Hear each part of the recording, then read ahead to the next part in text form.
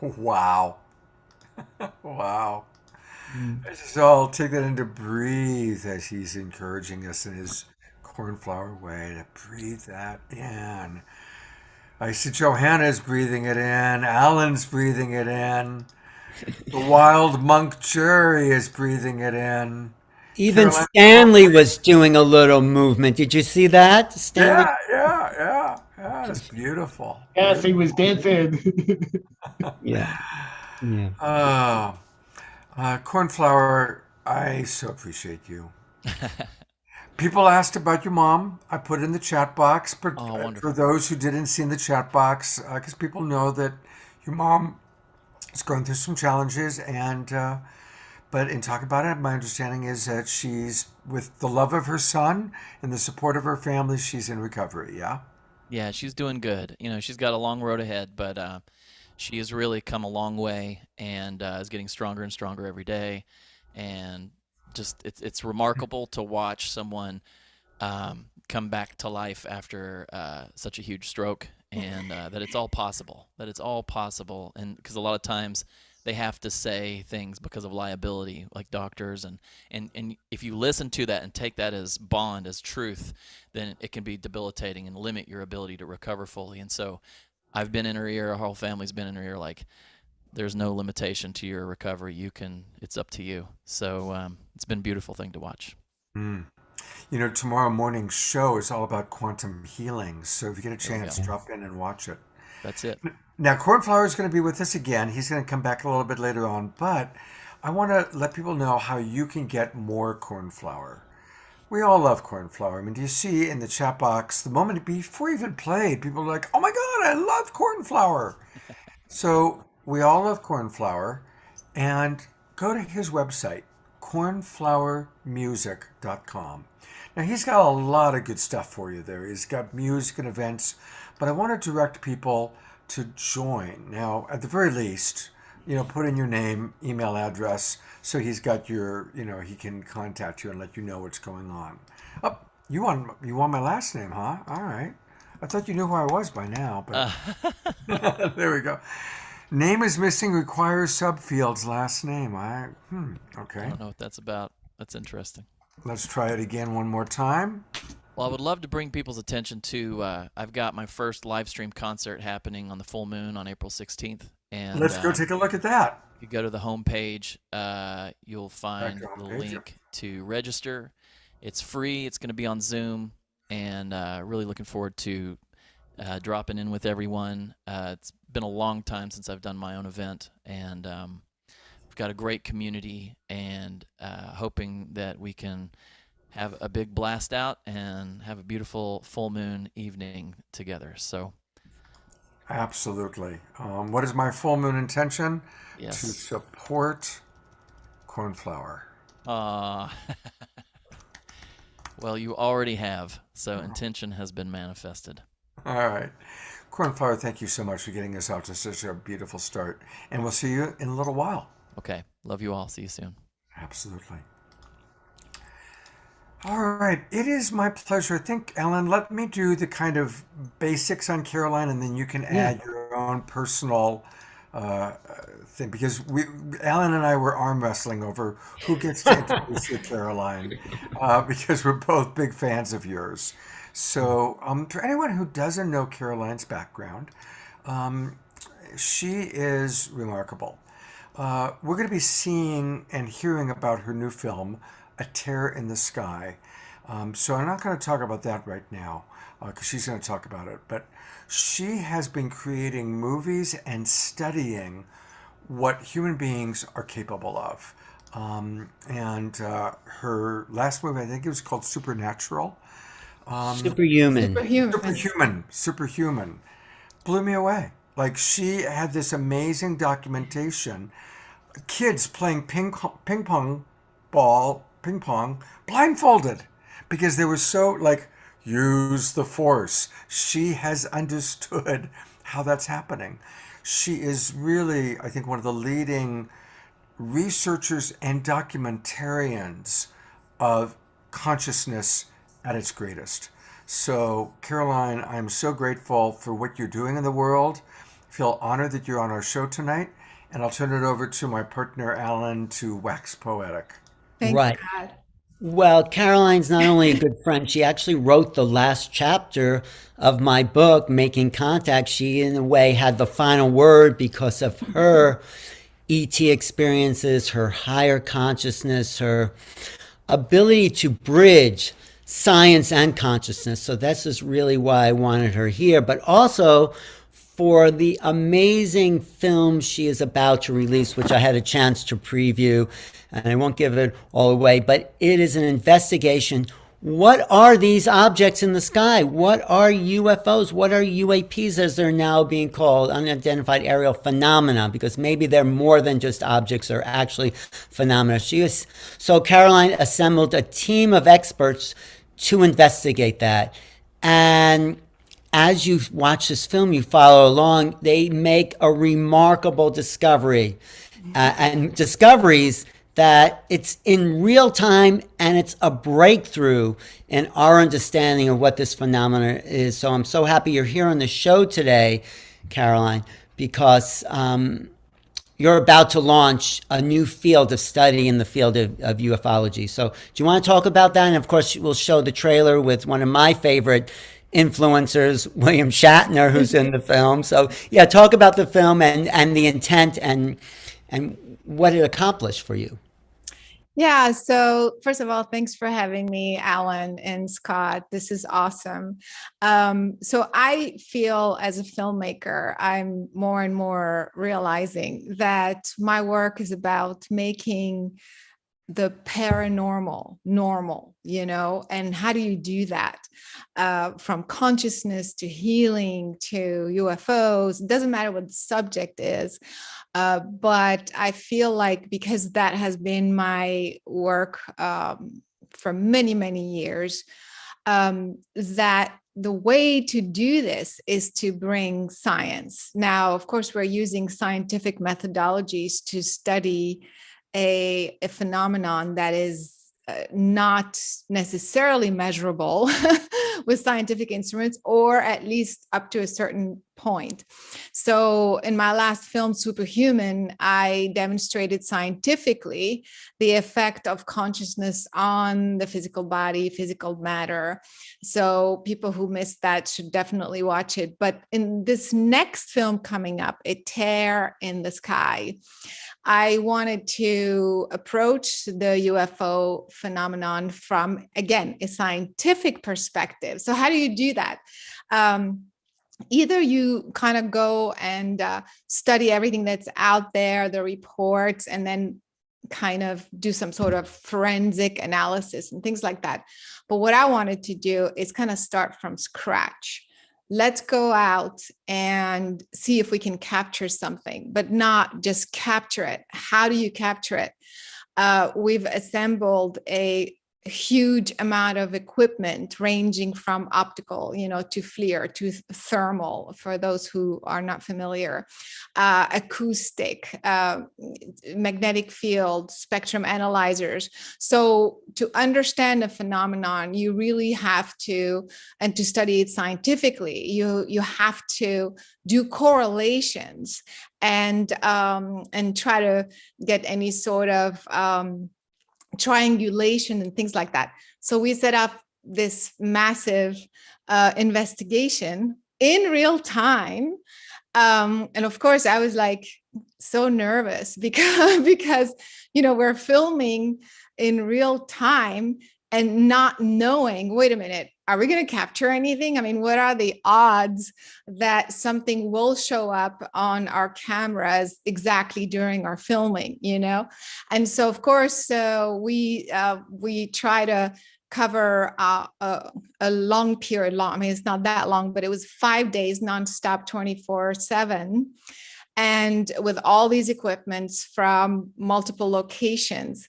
And of course, we ended up capturing not just one thing, but multiple things, and not just objects, but actual phenomena that have never been discovered before. So I'm so thrilled and excited to be bringing this to the world.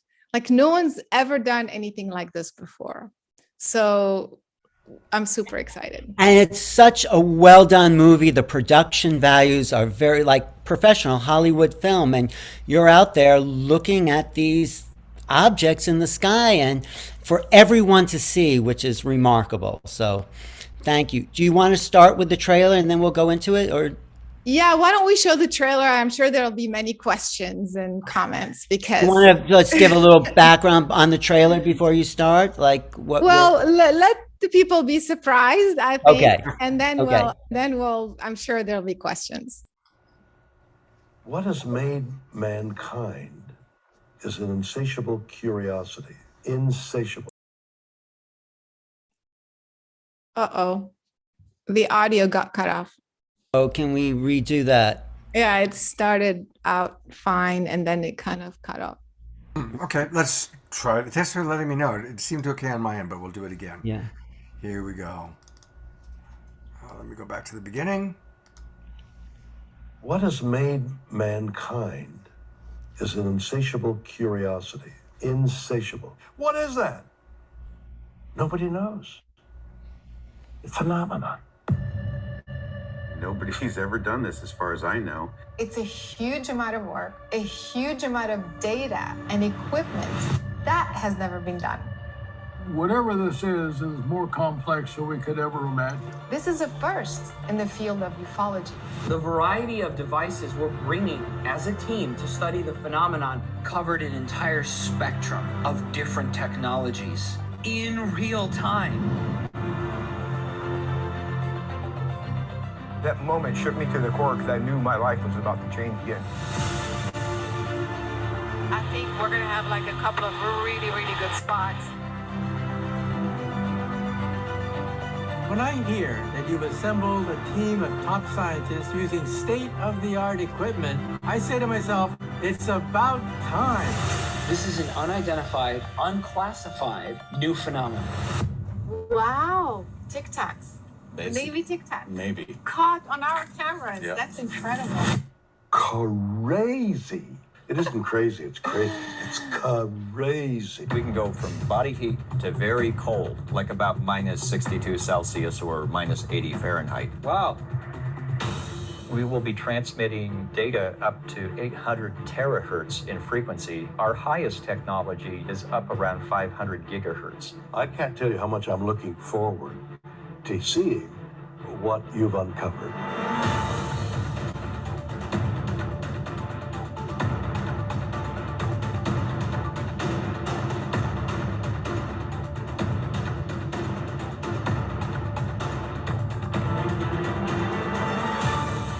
We're triangulating and converging at 2 points, the same object. It's gone. It's gone. It's gone. It's friggin' gone. Something over Catalina. We need you up there. We could be heading towards the biggest see I told you so in history. That's what we need, the smoking gun that'll clinch it. That once and for all will settle the debate. No ifs, ands, or buts. And in the process, rewrite all of human history. Oh my God, you guys. Is this the wormhole? It's insane. Wow. That's fantastic, Caroline. What a wonderful, wonderful trailer. And of course, it's a total tease because now we want to watch the whole movie. That's the point of the trailer. Now, how do we see the movie? Tell us, what's the distribution plan? Yeah, so pre-sales start, pre-orders start April 19th, and then the film officially launches May 3rd. So as of May 3rd, it's released everywhere, but they can pre-order April 19th. And the best way to do that is go to the main website right now, because we're setting up all the platforms. It's probably going to be, it's going to be on Amazon, everywhere else. The main website is atearinthesky.com. Okay. And so if you go there right now, it just has a button that says coming May 3rd, but eventually that will take you to all the platform where you could just order the film. Great. I mean, when Michio Kaku says this is going to rewrite all of history, I got chills. It's like something in this film that's made, that's revealed, will rewrite history. I'm curious what Paul Hyneck, whose father was a scientist and astronomer, very practically based. Any insights about that trailer there, Paul? I, like everybody else, can't wait to see the full movie. And I live close to there, so I want to know who's in my neighborhood. Yeah, so yeah, honestly, we it wasn't just objects that we captured, and you saw the amount of equipment. I wasn't kidding, right? So it was hundreds of hours of data collected from these cameras and these devices, and so it was so much information to go through to process, that eventually we realized we kept kind of finding more and more interesting objects. And so, of course, I picked a few, the best ones, obviously, for the movie. But there's still a lot of data that's coming. Once the movie's released, we're going to release more information. So, but obviously, you saw in the trailer, the two big things are objects that look like the Tic Tacs, which is crazy.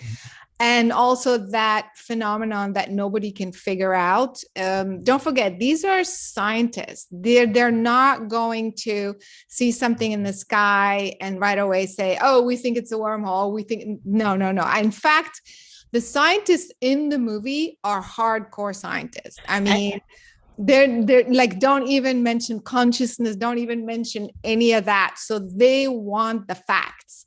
So it was, but you know what, Caroline? Sorry, that they are not just regular people. The two people were aboard the USS Princeton who saw the Tic Tacs. And right, I mean, do you want to talk about the people on the crew there?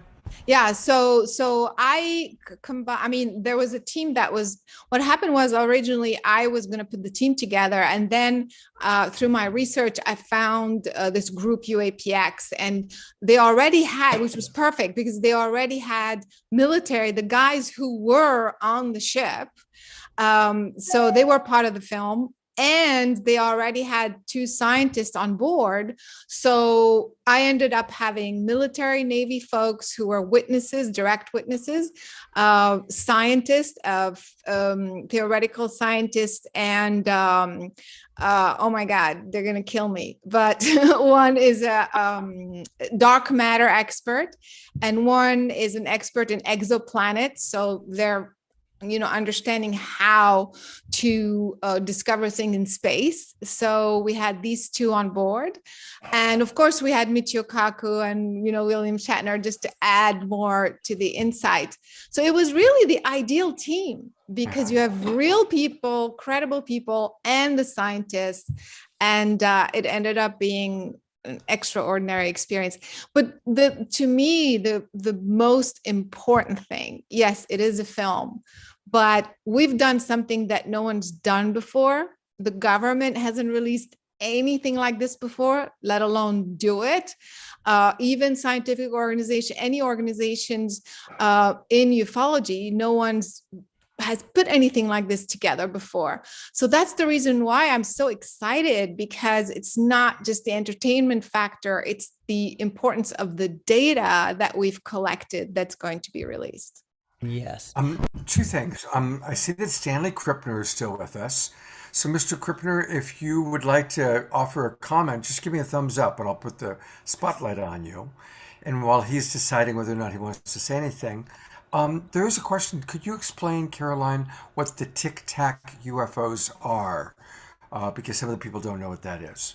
Yeah, so what happened in 2017, the Navy released 3 videos of anomalous objects that looked elongated like a Tic Tac. For the foreigners, because I don't know who's asking the questions, it's actually, there's a candy that's elongated that is called Tic Tac.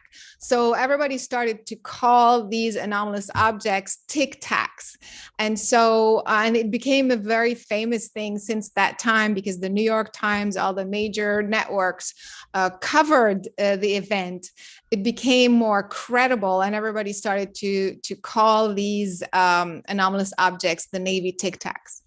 Right. So that's kind of how it. And nobody has done the analysis of them like Carolyn just does in this movie. Well, what are these things? How do they show up? Where do they show up? What technology is tracking them? So we're not getting that from the government, but we're getting that here, which proves this thing is probably not from this dimension or planet or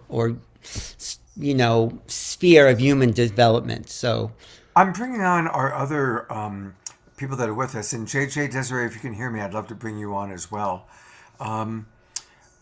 Stanley, Paul, JJ, do any of you have some thoughts? Anything you'd like to share after watching Caroline's trailer and hearing what she's up to? Well, I'll be happy to make a quick comment. Yeah. I want to congratulate Debbie on her efforts. This is a real pioneering effort. And as she said, this is something that you're not going to get from the government.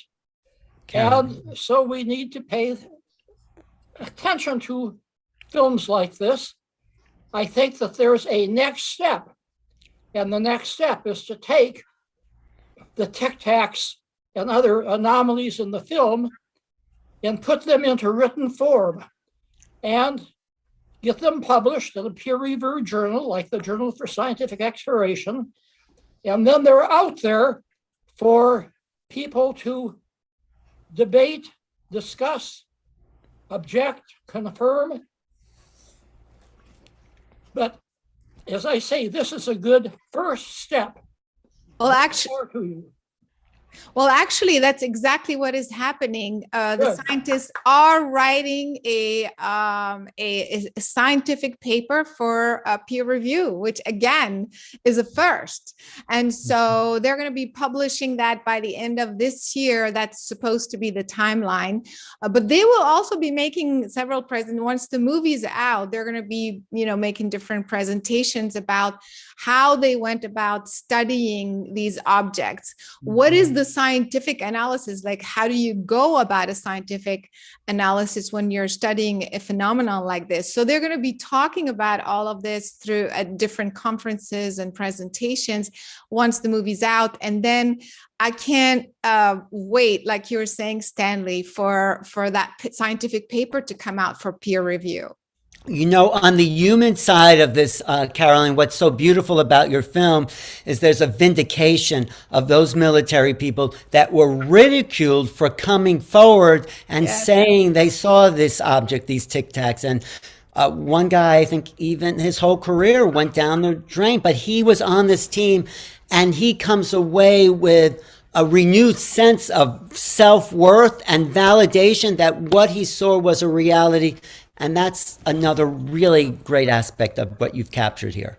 Yeah, exactly. It's bringing validation to all the people who have seen a UFO, have had any sort of contact, who have had any sort of understanding. I mean, this just takes it at a whole different level with the validation, for everyone. So yeah, Kevin Day was the military. His whole career was completely destroyed because there's so much ridicule. And now, he's got the last word. I'd love to give JJ and Desiree a chance to share any of that. Right. We're very impressed, Carolyn, with your great work. Years ago, Jet Propulsion Lab, Dr. Andrei Puharich, who was with Army Military Intelligence, and I showed special documents, one of which I'm holding here. It's a picture of me back in the 1970s with 3 spaceships that appeared outside a commercial jet. Andrea's camera was levitated off the seat of the jet and took the picture of the 3 unknown spacecraft. And so we were ridiculed at that time, but now a whole new generation has come. And Carolyn, you represent that new generation of people who are looking at things in action. So there's no way of disputing with all of the camera paraphernalia that you've got there, the reality of what's happening before our very eyes. Right. We do feel we're in the midst of disclosure, and Carolyn is a key part of making this public to everyone. And it's so great that it is in a video that everyone can just see and watch and listen to. And in addition to that, of course, this recent report came out from the government of 1,500 pages about their own studies about extraterrestrials. They were looking more about the consciousness behind it. But in all of this, we're just starting to expand our understanding that we're not alone in the universe and accepting the fact that this stuff is real. And you, Caroline, did a beautiful job of that. And there's a side to higher intelligence. After J.L. Hyneck and I were in Brazil, and we saw spiritual reality connected with what I will call extraterrestrial technology. It's hard to put the two together, but the exoteric and the esoteric converge at a certain point. And your film will help understand the new science of consciousness. And I think they knew you were there filming. That's the important thing. Oh my God, you should see, like, I couldn't talk about this because the scientists on the team were very mainstream. Like, there was no way to mention anything of contact or whatever. So I was in my hotel room, like, before the show, I'm like, okay, guys, because I funded the whole production. And as you saw, it was a very big production. I mean, we filmed on red cameras, multiple cameras all at once, multiple locations. It was a big deal. And so, during these 5 days, I was like, come on, guys, don't let me down. So, but we still didn't know. I mean, we didn't know what time, because we had to do shifts. I couldn't work my crew 24/7. The cameras were working 24/7, but not us.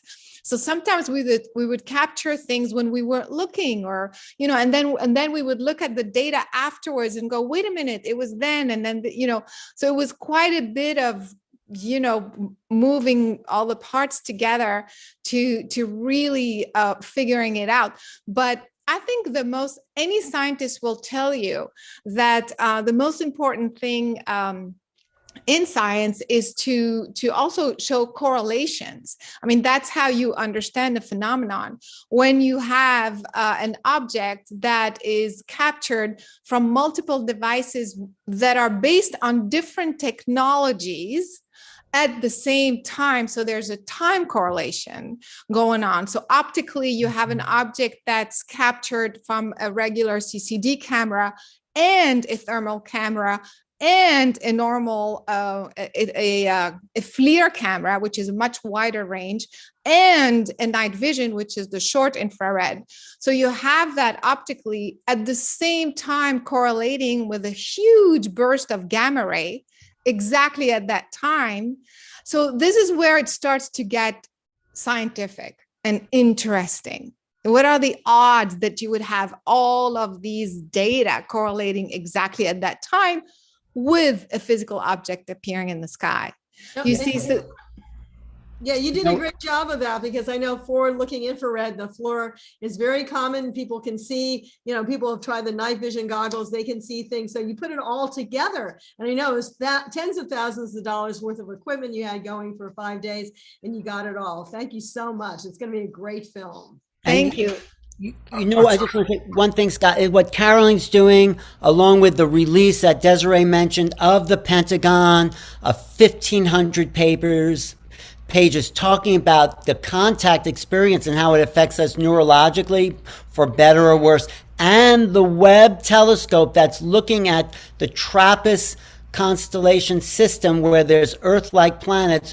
We are at the threshold of not just disclosure, but a whole new world we're stepping into. And that's what's so exciting about this.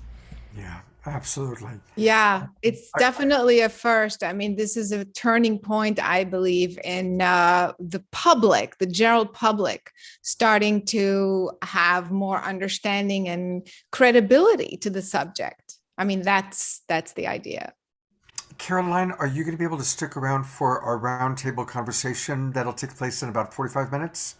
I can come back. I wasn't planning on to. Get dinner or whatever. Yeah. Come on back in about 45 minutes. Yeah. Because a lot of questions are coming in and I'm tracking the questions. Okay. But there's one immediate question for JJ.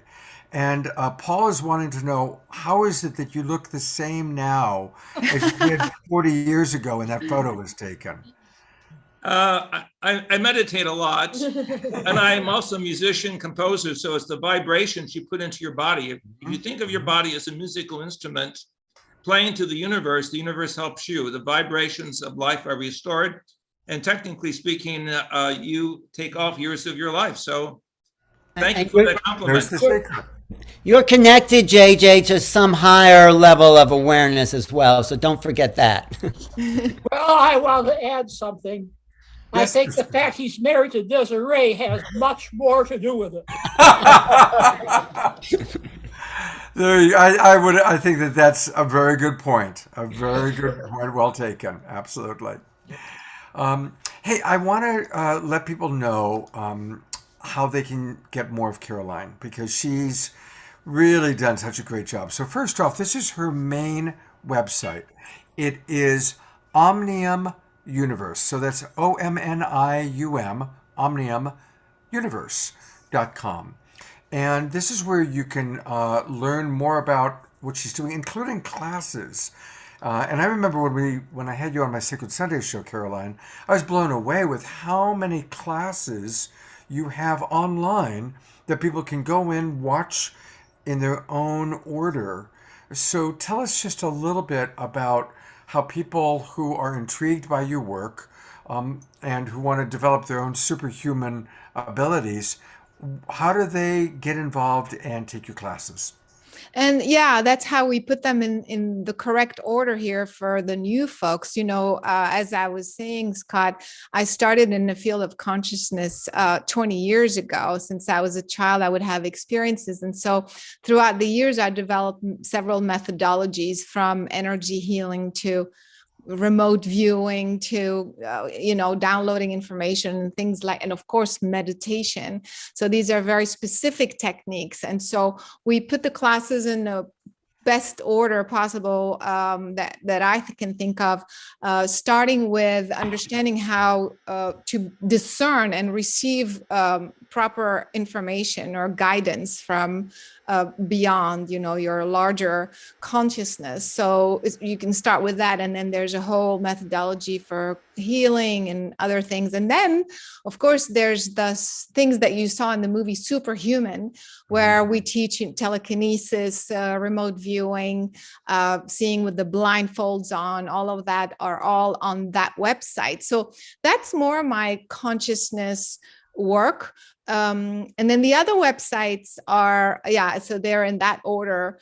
And just a question, can people get now your Superhuman movie through your website? They have to go to that's Omnium Media. This is all my films. Okay. But they can go to superhumanfilm.com. Okay. And if you go to that one, Superhuman Film, you will see that link where it's showing right now. It's free on Tubi TV, Pluto TV. It's still on Amazon. Yeah. See, it says stream, rent, buy. This is superhumanfilm.com. It's like seeing with the blindfolds on. And also the classes, if you want to learn telekinesis and remote viewing and all of that, is in here on this website. It's just also the experiments that we did in that film were pretty incredible as well. Yeah, I will never forget those kids playing ping pong blindfolded. That was like amazing. Right. Absolutely amazing. And then eteerinthesky.com, that's the new one coming up. If you can pull it up, then people can see eteerinthesky.com. You'll see, it says, right now it says coming May 3rd. Eventually you'll see rent, buy, or stream for free. You'll see it all on there. And then you have the trailer, you have the cast on there, and then, you'll be able to get a DVD if that's what you want. So it's all on this website. You can also get update. You see where it says get updates on top. This is all the cast. So you could put your email. That way, when we do have an announcement like, hey, we're doing this. I also won several film festival awards so far. And a couple of the festivals are going to be screening my movie. So, if you're in the area, it would be great. You can see it live. Sometimes they do Q&As. And I invite some of the cast members. So, it's a good place to kind of check in. Whoops. I was signing up for your movie there, so I was Okay. signing up to be on your email list. And Scott, Carolyn's going to be part of this special series of Making Contact that I'm developing with Deborah Giusti. So I'll tell people more about that. Caroline, this is a eye-opener, mind-opener. This is a totally why I wanted to do this series about science and quantum consciousness, because your work and your life has sort of been that bridge. So thank you so much. Yeah, thanks for having me. And Let come me on make back in about 45 another minutes. comment before you depart from Carolyn. Yes. What she is doing is very commendable, because remember, she is correlating many different things and they match, they go together. Yes. Remember what I said an hour ago when we had the dream telepathy experiments that correlated with low geomagnetic fields. We also did a study with remote viewing that correlated with the luminosity of the target. So the more things that you can put together that correlate, that match, the stronger your evidence is. Yes. And the more we understand the phenomenon. Exactly. And that helps us understand. You're right. Exactly. It's not one perspective, it's multiple perspective at the same time, all measurable. So I'm imagining that her last name was originally correlated. She was Caroline Correlated. She reduced it down to Caroline Cory, just to make it a little bit easier for me. I just want to read one comment, Scott, that says, Caroline, you are superhuman. I'm glad we're sharing the universe together at this time. Yes. Love and hugs, Wanda. Wanda. We love Wanda. Thank you, Wanda. All right. We are going to get more of Caroline, maybe Stanley. We've got great stuff, but we have music, and I love this woman, and she's got a friend who's going to support her. Johanna, thank you so much. What do you think so far? Are you enjoying the show?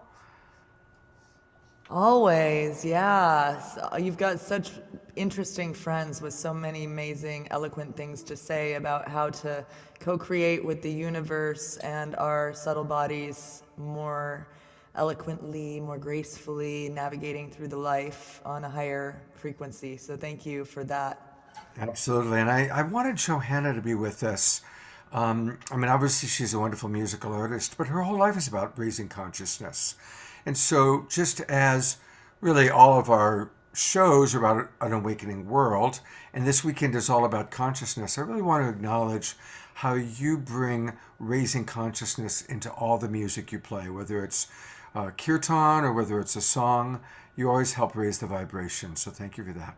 Oh, thank you so much, Scott. That's my dharma, or my life's work, my calling in this form, this time. And it also is for my friend Chad here. This is Chad Ross on percussion. Hi, Chad.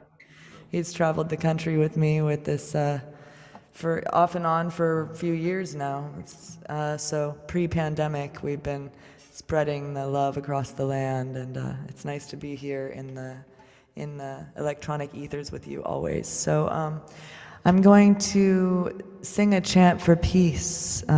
This is Om Shanti, Shanti Shantihi in Sanskrit, the sacred language of yoga.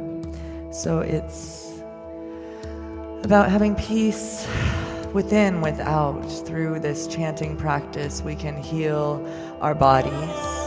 We can heal these vessels from the inside out through this vibrational language. So if you'd like to share in this chanting, you're welcome to.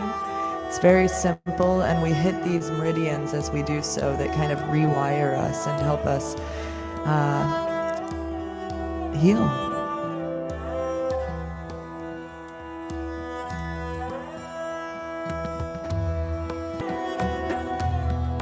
That's Benji Wertheimer on the Esraj. Om Shanti Shanti Om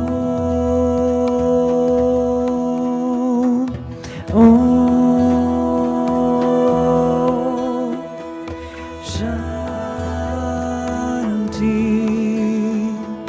Shanti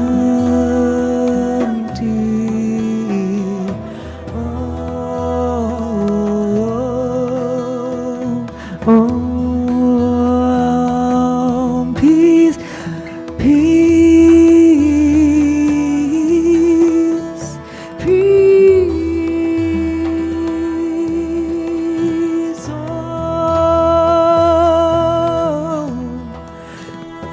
Dhamma Satgamaya Tamasoma Jyotirgamaya Mrityonma Amritam Gamaya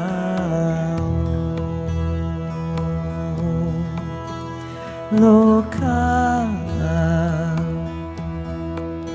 Samasta Sukhino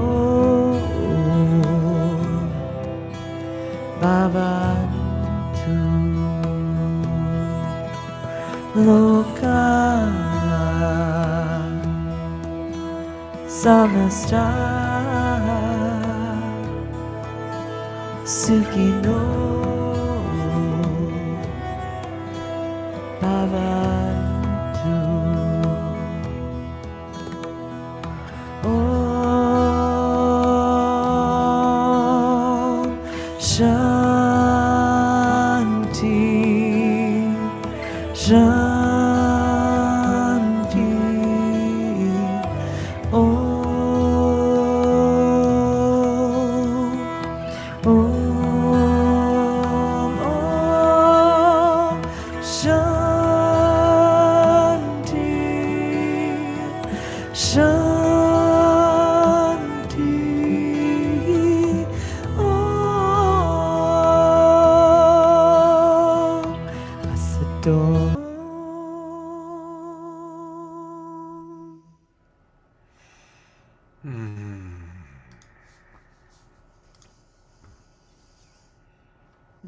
Beautiful, so beautiful. May there be peace in our hearts and peace in the world. Namaste. Don't go away. I want to bring up a couple things. We're going to talk about what's happening in September in a moment, but I also want to direct people to your website. Johanna provides so many wonderful offerings. And as you can hear from her music and her heart, there's just so much love, so much peace, so much. And it's interesting, are you still doing lullaby yoga? Yeah, I still have the Lullaby Yoga program on my website. You can join me for 5 days in coming home to you through sound and gentle movement that can be done anywhere. I've done it in hotel rooms, in my living room, on my bed. It's a really lovely practice to reset your nervous system and rebalance you to find your way through trauma or just everyday stress and find your center. So Lullaby, it's johannasings.com/5 days. You can sign up for that program. That's johannasings.com/5 days. And you can, actually that's discounted right now. So you can sign up for, I think it's a 43% discount or something like that. And I'll come to you in your home. I really want to encourage everyone to go to your website, Johanna Sings. And I always have to talk about your Mantra Sangha video. It's so beautiful, and it's a benefit for children in Nepal. But it's remarkable what she did. She gathered together some of our absolute favorite musical artists all over the world and had them record and put it all together. It's a remarkable feat of what you accomplished. So everybody definitely watch that video. It's so beautiful. So thank you. Now we finally, it looks like looks like the pandemic, just keep a prayer, is like winding down. The masks are going into the closet, into the cabinets, and we're actually beginning to get together and meet each other. And I'm excited about some of the upcoming festivals and retreats. For people like Johanna and Cornflower, it's been so hard because their main gigs were canceled. Clubs, concerts, restaurants, festivals not happening. But you are putting together something very special. I've already put the dates in my calendar because I plan on being there because all my favorite people are there. Johanna Beekman, Donna DeLore, Larissa Stowe, Josh Jaffe. These are like some of my favorite people who are all regulars on our show. So tell us a little bit about what you're putting together. Yeah, so before the pandemic, I'd been traveling in my RV with my dog and touring from festival to festival, from interfaith church service to interfaith church service, and sharing my workshops, my Lullaby yoga, which is restorative yoga with sound healing and chanting, like I was speaking of earlier, and Kirtan, which is the sacred chanting of India. It's in Sanskrit traditionally, and it's call and response, and it's a way of resetting your nervous system, as I was talking about earlier, through ecstatic singing. So it's 3 days of ecstatic dance, singing, yoga with LA's top yoga teachers and world-renowned kirtan singers and bhakti yoga devotees. So bhakti yoga is the yoga of the heart, the yoga of devotion. And so it's a time to gather in that devotion. And some of these people on this roster, I just have to say, have inspired my own musical journey and my own musical offering so much that I'm really, really honored to be bringing these people together. And I do have discounted tickets.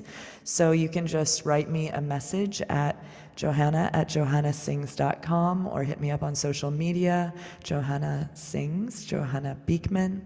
And I will hook you up with some awesome opportunities to come for a lower price, and there's glamping, and it's this sacred land that's only 5 hours from you, Scott, up in the Bay Area, and 2.5 hours from Los Angeles, with free public hot springs just 30 minutes away. Wow.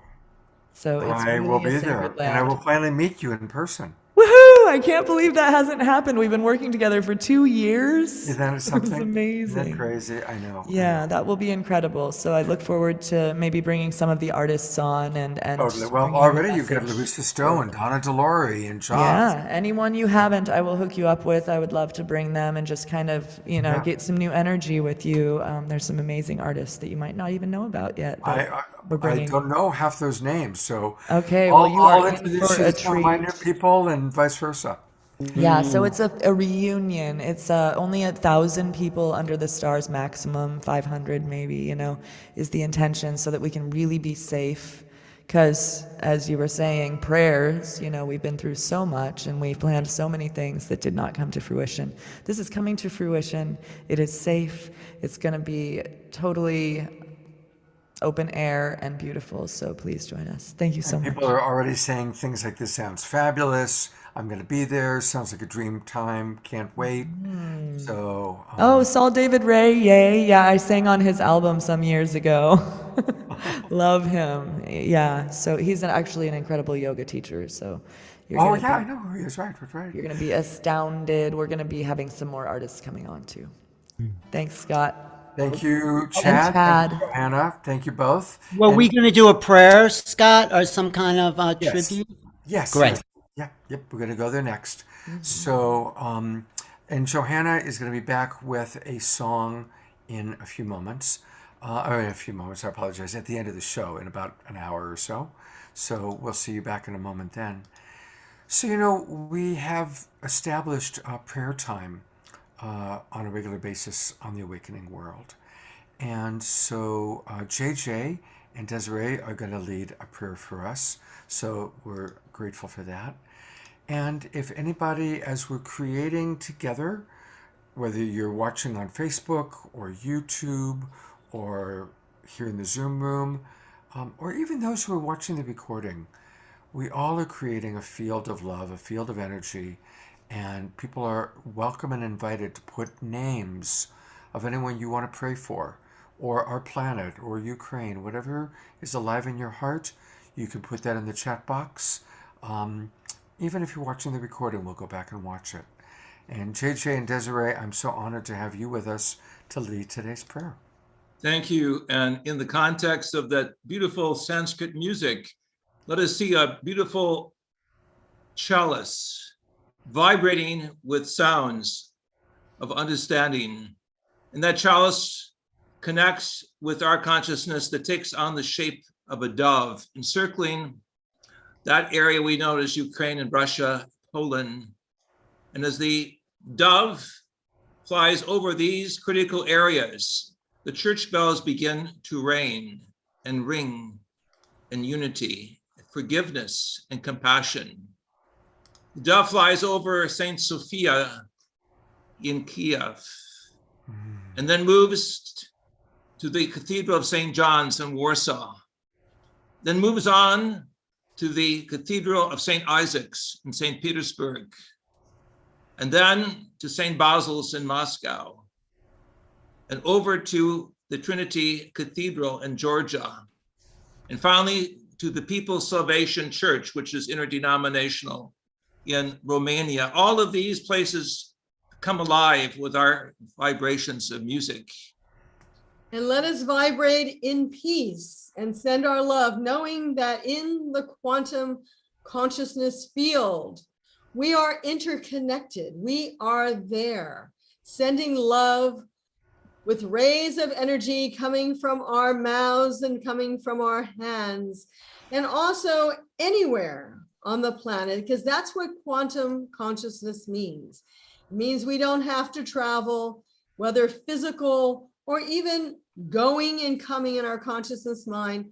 We are present in the universe everywhere, and our purpose is to be the light, to send the love, to send the energies of help and healing that are necessary, whether it be to our own family or whether it be to our own community or somewhere else around the world. Let us be instruments of light, compassion, and divine love. And let the dove, the symbol of international peace and communication, though, continue to fly over China and Tibet, over the Koreas, over Japan, over Latin America, and of course, all over Africa and Europe.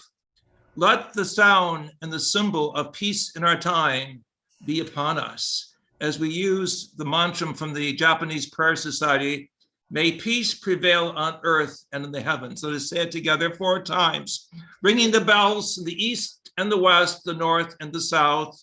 May peace prevail on earth and in the heavens. May peace prevail on earth and in the heavens. May peace prevail on earth and in the heavens. May peace prevail on earth and in the heavens. And with the sounds from our heart, let the skies open and let us graduate as a family into the cosmic family, from Earth's humanity to space kind, from heaven above to earth below. May the kingdom of glory and peace come in the gathering of the tribes to the tribe of peace.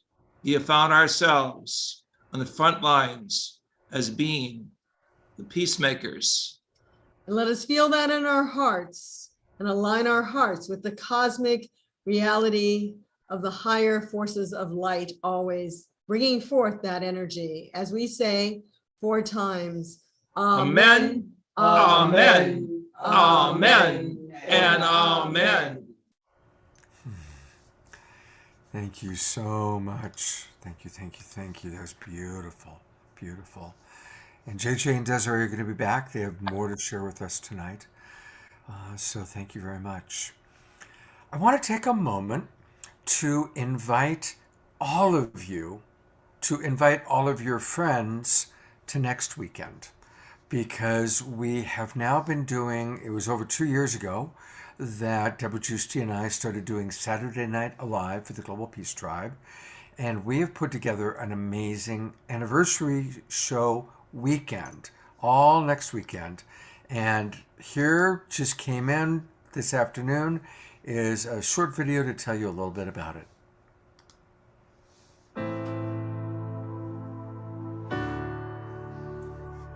By April of 2020, the majority of the world had become a completely different place.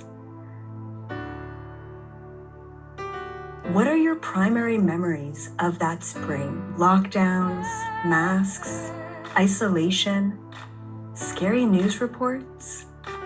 Well, I've got another memory for you.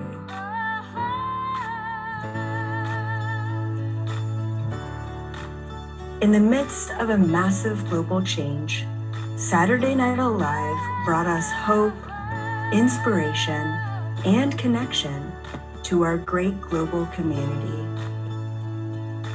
Hello, I'm Elizabeth April, and I want to invite you to a very special weekend on the Awakening World. On Saturday, April 16th, the second anniversary of Saturday Night Alive for the Global Peace Tribe, let's celebrate you and all that we have learned together during this alchemical time. During this anniversary weekend, many of your favorite luminaries and musical artists will be joining us. Some of our guest luminaries include Marianne Williamson, Matt Kahn, Neil Donald Walsh, Reverend Michael Beckwith, Caroline Neese, Gary Zukov, the Twin Ray, Andrew Harvey, and myself, Elizabeth April. As always, there will also be wonderful music, including Jai Utah, Kristen Hoffman, Larissa Stowe, Cornflower, Nina Gray, and others. Our higher selves know that we are inherently interconnected and that what affects one part of the globe has the potential to affect the entire planet. Saturday Night Alive led to a global peace tribe coming together for 111 weeks in a row and are still going strong. We are truly one family, one planet, and one global peace tribe, helping to usher in a new, beautiful future together. Join us for more enlightening media during these exceptional times to keep you encouraged, connected, inspired, and uplifted.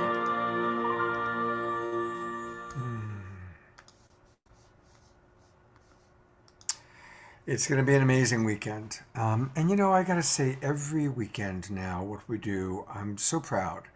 We really are bringing, as you can see tonight, remarkable musical artists, inspirational speakers, wisdom every weekend. And I know that now that the pandemic's winding down, Friday, Saturday night, people want to go out. But remember, all of these are recorded. So it's really important. Go to globalpeacetribe.com. And if you haven't already registered, do that now. It's really, really easy. Just go and register for all of our shows. And one simple registration, you just click register now, and it'll open you right up. And you just give us a little bit of information. Tell us what you want to see in the future. Pop in, and you can donate at any number of levels that you want to. And this helps us to keep this going. We pay our musical artists, and we do a lot to really bring all these shows together for you. And we want to continue. And for those of you who have already registered, and that's everybody in the Zoom room right now, thank you. Thank you, beloved Zoom roomers. And you know what? Tell your friends about next weekend. For people that haven't discovered the awakening world or never watched Saturday Night Alive, invite them to next weekend where they're going to see so many amazing artists, presenters, and really be part of the celebration. So thank you, everybody, for being a big part of who we are and what we do. We are going to carry on and continue. I've already got amazing shows planned for the spring. And thank you for being a wonderful part of this. Scott, I don't know how you've done this for 2 years because it's taken so many phone calls just to do this one show back and forth. And you've kept over, 112 weeks now. You've done this every single day. And you do at least 3 or 4 shows a week. It's phenomenal. Thank you, Alan. Must be your mission here on planet. Well, you know, when the pandemic hit, and as a coach, I had so many of my clients, some of whom I hadn't heard from in years, all calling me saying, we need help. And the combination of climate change and the pandemic and people being forced into spending more time at home and being shut down, it all just kind of added up. And so I thought the pandemic, most of us thought it was going to last like 2 months, right? So I committed to doing these shows to keep people connected. Well, obviously the pandemic has lasted a lot longer. And the Global Peace Tribe was, kind of evolved. And here we all are still meeting each other. And look at tonight, for the first time, Cornflower and Johanna are connecting, and Stanley Krippner is getting a chance to meet us, and we're, meeting Stanley, and, people are discovering each other. So, it just became a service. And every week I get so many letters from people saying, thank you. This is my lifeline. This is what's keeping me connected. So it was an evolution. 2.5 years ago, I had no idea I'd be doing this, but this is what needs to be done. And thank you collaborating. for all you do with, you've been doing, new realities for what, 12 years? No, 25 years. Wow. And your collaboration with Deborah Giusti has just been beautiful too, because of all the people she knows. So, yeah. Deborah will be co-hosting next Saturday night. Trish will co-host as she always does on Friday night with me. Deborah will co-host on Saturday night, so she'll be back here. And then Kristen Hoffman and Cornflower will be co-hosting with me on the Sacred Sunday show next weekend. Great. There's that prayer that Paul Selig does. He says, I know who I am, I know what I am, I know how I serve, and we are incarnating to serve, and this is how it's happening now. So, and speaking of service, I'm going to disappear myself and let you introduce and bring back JJ and Desiree. Right. Thanks, Scott. Well, JJ and Desiree are at service to humanity. When JJ had his transcendent experience in 1973, a doorway, you could call it a tear in the sky, opened, and he was transported with his body, mind, and spirit to these realms, and he came back with a multi-dimensional toolbox for our ascension and transformation. And Desiree's been holding it all together since then. And their team of traveling around the world and teaching classes and being not only scholars in ancient knowledge, but linguists, anthropologists, and scientists. They've created a cosmology that connects a lot of dots for me. I'm around them sometimes, and they are always working to spread the message of higher possibilities. So it's my honor and pleasure really to be inspired by these people as they do service, as they're at service for the world. So Dr. James Hurtak and Dr. Desiree Hurtak, tell us your connections to consciousness and science and where we're going as we evolve into a greater race of human beings. And they also have the third chapter in my book. Thank you, Alan. It's a great pleasure to be with all of our dear ones on this program. If I could put our work into 3 words, it's swimming in hyperspace. I have the opportunity to use ancient mantras, and briefly I went into a morphogenic field of actually physically biolocating into another dimension. I was examined by government scientists. I had the pleasure of meeting some of the astronauts and working behind the scenes with archaeologists, Egyptologists, specialists in the Far East to put together what I believe is a very important roadmap called future science, or science guided by consciousness. The missing factor in all of the sciences is consciousness, which really explains where the quantum leaps and jumps that are possible. So just to say a little bit about consciousness, I know that's the theme, and I'm hoping Stan Krippner can come in also later on as well to talk a little bit more. But the idea is no longer that it's inside our brain, like my consciousness is just here. My consciousness is part of a larger consciousness field, and that consciousness field is not just a global field, but a universal field. And I think that's why, and people are starting to tap into levels of energy that are even beyond the Earth reality. So technically we can go into information that's past, and we've done this before, especially in some of our archaeological work. We found things that hadn't been known before.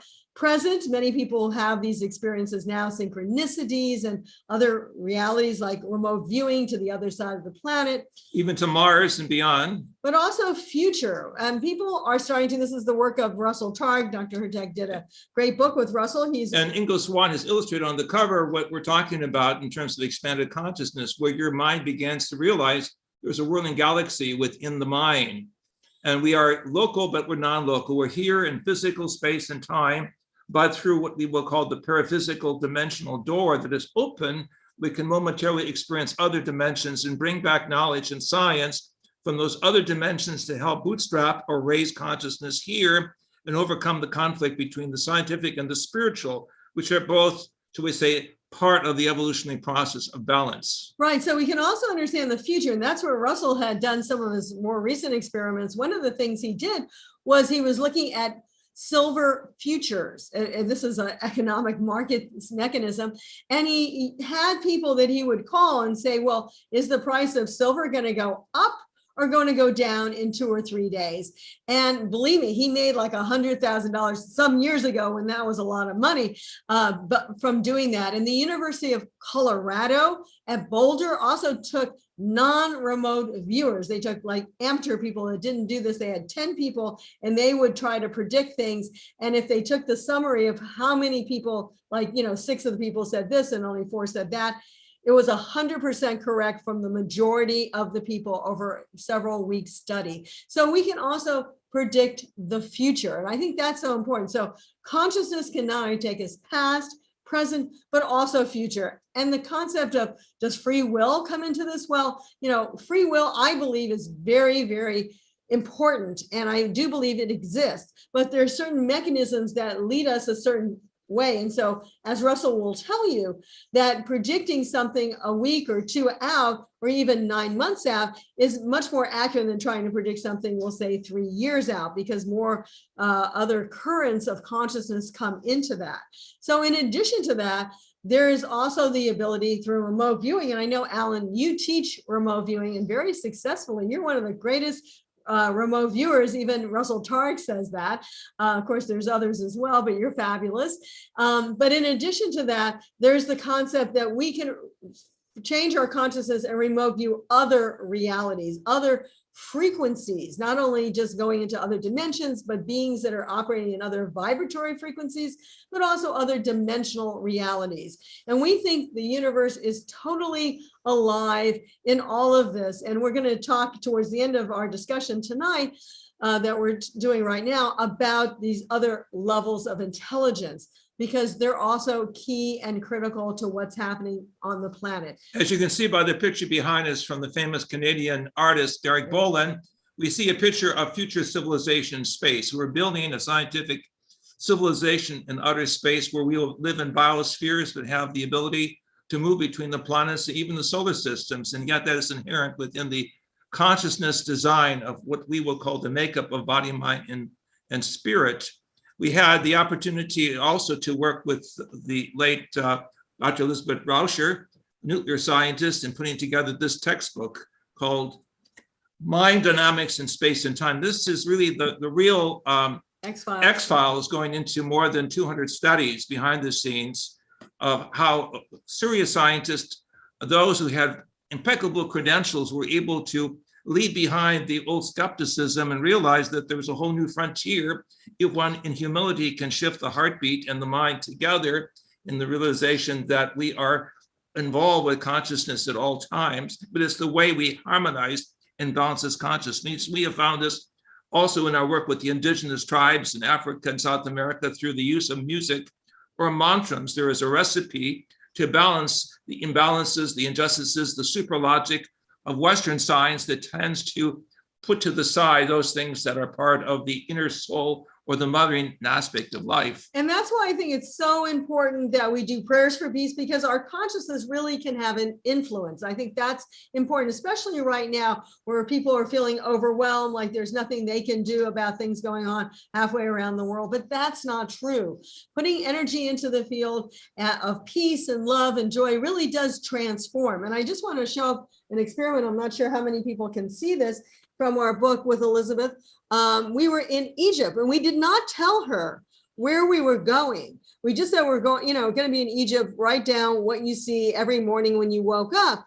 And basically, she actually totally tuned into us. We were at a university. You can see the lampposts. You can see the number of people there. And actually the embellishments of the lampposts that were very unique and different, as well as the color on the doors of the speaking auditorium at the unnamed university. So she was thousands of kilometers away, yet she was able to pick up impeccably information that balances. And one of the things, and I'll wrap this up in terms of quantum understanding of consciousness, is the fact that she and Russell Targ did an experiment, and there's no time delay. It's not like you are going there to go see something, then you're sending your consciousness back that it saw to you. It's instantaneous, and that is like amazing. But the whole idea is that your mind is part of this interconnected, entangled reality. And this is the research of even quantum physicists, where they've taken like a photon or even an electron, and they've reversed the electron, and a sister electron that they had broken away from, and that exists like miles and miles away, will react to the movement of that other electron. This is something that is clearly known in science, and that's exactly what our brain is connected with. We're connected with a larger consciousness field. We're entangled with it. It's a non-local field. We can be anywhere, and this empowers all of us, or should empower all of us, to know we are more than the physical reality we used to think we are. So in higher states of consciousness, we went into certain archaeological areas, such as the Great Pyramid here in Egypt. You can look carefully and see Desiree. And then above her head and around these spherical objects, some will call apports, others will call orbs, but these are different. There are circles within circles, geometric forms that have actual almost mandalas, print type configurations.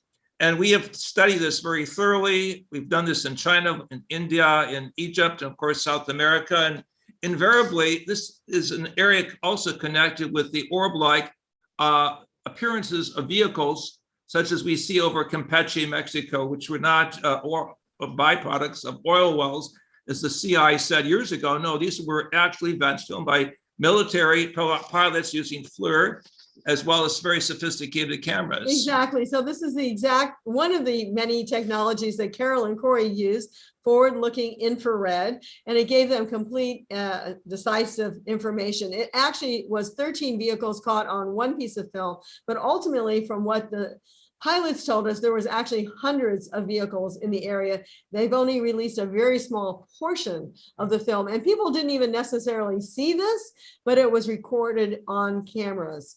What we're saying is there's a communication code built into us. The way we think and the way we use our consciousness through levels of creativity, consciousness, spirituality / artistic experiences can open the door to understanding how we're but one small part of a vast university process. We are taking our baby steps now in opening that door through government disclosure to contact with other worlds that share with us the same vibratory vocabulary, generally in music, art forms, and certain forms of scientific awareness. And this has led us to a new book yet to be released called Intergalactic Space Law, of how indigenous elders and scientists working together have been able to see the handshake that's now taking place. It's not surprising, as Alan points out in his new book, Making Contact, that you first of all have to make contact with yourself, your higher consciousness, if you're going to make sensible contact with those from other realms of the universe. Well, I'm not sure if Stanley Krippner is going to be continuing to talk a little bit, or we're going to go right to Paul Hyneck,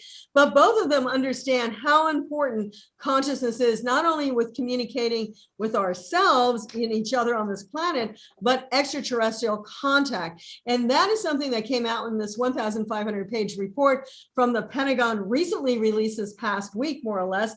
And what it talks about is how there's this interconnectedness between alien contact, according to this book, which is, of course, Alan's book that we wrote chapter 3 on, that even if you just see an extraterrestrial, you are then entangled with their consciousness. They are constantly there. We write about this episode in that I had experienced with an associate. She had had extraterrestrial contact, and she was sitting in the kitchen with a friend of mine who's a lawyer, and he's really good. He's a litigation attorney. He'll get to the very bottom of things. And he was pushing her to say more. And she was told what to say and what she couldn't say after her contact with aliens. And he pushed her so far that a shelf literally fell in the kitchen that had been there for years. And it didn't just fall down, it actually flew up and down. And she said, I can't say anymore. There is an interconnectedness, and this is what the governments are afraid of. They don't really understand how this works. How are we so connected in the universe around us? This can take not only extraterrestrial realities, but what we would say extra celestial and ultra terrestrial or angelic powers. They're also in tuned with us. This is all part of the quantum consciousness field that we're a part of. Many of the great philosophers, teachers throughout history have, if you listen to them very carefully, even the prayer of ancient Israel, Shema, hear, O God, or the prayer of Christ, there is a sense of opening the body to be, shall we say, enwrapped with light or going through this transitional experience. Some will call it ascension. Others will call it the mystical contact experience of realizing that we are part of a much greater evolutionary process. And it's the sense of humility that will bring old scientists and new thinkers and futurists together, recognizing we are multidimensional beings. We are non-local beings here, as well as participating through consciousness in the greater universe. We're also spiritual beings in the sense that we have the endowments of love for all humanity. And it's through this greater love that the gates of space and time, or Alpha and Omega, open to us to join what the ancients called the house of many mansions. We would call it the multiverse. So it's important to realize the consciousness field is not just a global consciousness field, but it's a cosmic or universal consciousness field that we're a part of. Thank you, Alan and Scott, for giving us this time. And we'll be around for more comments later, perhaps. Yeah, thank you. And I do want to direct people to your website. There we go. The Keys of Enoch.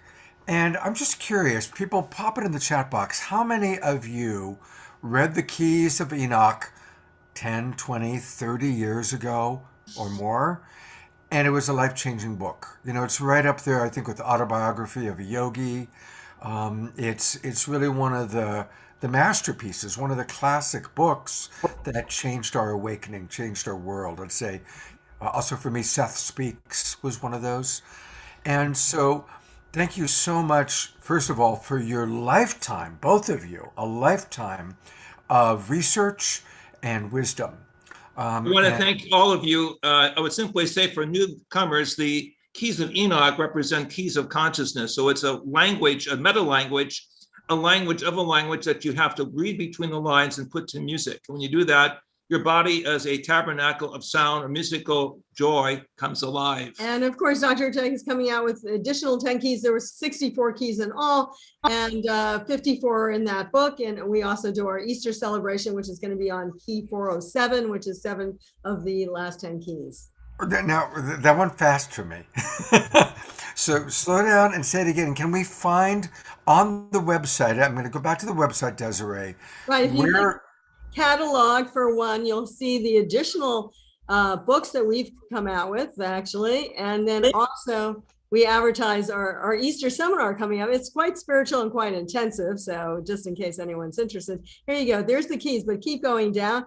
We have tons of books, as I think someone mentioned. So here's the intro, but we've also done Over Self-Awakening, many other books that I've written with Dr. Hurtak, like this one, which is 72 stages of consciousness awakening. And now we're starting the additional 10 keys. Wow. And it's translated into 20 languages, Scott. Everything is in our major languages all the time. But anyway, thank you so much for having us on your program, and love to be This here. is the time of the gathering of the tribes. Yes, and the it Greek is. tribe, which all of us represent, must be the avant-garde. We must be able to see the new spirituality and the new science converging through the human heart, the aspect of the new mind, and also the aspect of the universal spirit that unites us with other realms of intelligence. We are spiritual beings in human form, rediscovering ourselves. So even though the first keys was written in 1973 after this tremendous experience, he only put 54 keys, and now these last 10 years, he's up to key 407, is an addition that's evolving the consciousness that have read that first part into a higher level. Key 407 is Thou Shalt Be the Witness, which taps right into quantum observer, quantum mechanics, being the witness, the observer of reality. JJ, unmute. That's the only book that said 2004 would be the time of major disclosure. And of course, that's when the Tic Tacs and everything came out. With that was the data time for the disclosure that came out starting 2017. Many scientific references, which is why we're working with top scientists behind the scenes, including former 3 astronauts who were sharing with us privately what they experienced in outer space. So we were part of the inner dialogue going on behind the scenes that goes with what we will call the next major step in recognizing we are part of a galactic community.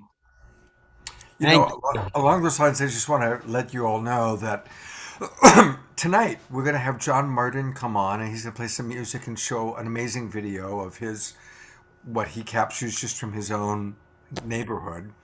And I'm going to share a couple of stories, and we're all going to share a little bit more about what we've learned and what's going on. Alan, of course, with writing the Making Contact book. So please stick around. We've got a lot. But Alan, I think you're ready to introduce Paul Hyneck, yeah? Yes, I am. And Paul Hyneck fits right into this discussion. He grew up with UFOs. Of course, like you said, Scott, his father was J. Allen Hyneck. And if you don't know that name, I'm sure you know the movie that was made after the categorization that Allen Hyneck, J. Allen Hyneck, put together after being hired by the government to sort of debunk the UFO stuff. And suddenly there was this turnaround, and he said, sort of, I can't put words into his mouth, maybe Paul, there's something really going on here, basically.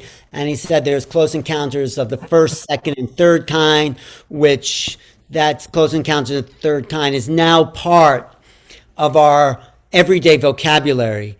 And Paul was right there. I think he was 10 years old on the set of Close Encounters. But besides that, Paul has a Wharton Master's of Business. He's a professor at Pepperdine University. And he grew up with this passion for going, dragging mainstream science out of its comfort zone and pushing the edges like his father did. His father was, J. Allen Hyneck, was one of the first, probably the first, to talk about this relationship between UFOs, consciousness, and science. So, Paul, thanks so much for being here. And is that true? Your father was looking at this stuff, you didn't believe it, and then boom, it's like, well, maybe there's something going on here? Yes, and let me just say it's a hard but fun challenge to come after JJ and Desiree. And I have to say, JJ and my father are both Czech kids from Chicago whose names start with H and end with K, who have become pioneers in the UFO field. That seems a little bit too much to be a coincidence to me. My father was a skeptic. As was pretty much the whole world. When, they weren't UAPs, they weren't even UFOs, they were flying saucers back then. And you had little green men with ray guns. And, I have to think that when my father was asked by the Air Force to get involved, he thought it would be all of a couple weekends worth of work. Not something that he would have fireside conversations with my mom about risking tenure. And certainly something he did not expect his pesky fourth-born kid, me, to be talking about these many years later. But, even then, the first book he wrote was called The UFO Experience. It wasn't the UFO sighting, because he and many others, and I don't have to tell you folks, realized that a sighting of a craft, although wondrous, is often not the most important aspect of an overall experience. He had the insight that he wasn't studying UFOs. He didn't have many specimens to put in a petri dish or even a hanger, but he was studying UFO reports, and he was trained as an astrophysicist. So now he had to actually go out and talk to people, write about the most traumatic time of their life. So it was a big change for him to sort of equip himself with the skills, these kind of soft science skills that the Hurtaks are specialists in. He didn't have that kind of training, but he did that, and he didn't become a believer. I think he would say he was an acceptor of the accumulated weight of the data. And he and Jacques Vallée and many others were very convinced that although there may well be an extraterrestrial component to the phenomena, it didn't seem to explain the totality, that there are other elements. And Jacques has that famous quote about, when all is said and done, it's only extraterrestrial, he'll be disappointed, because there's so much more. There's such a richer layers of the phenomena.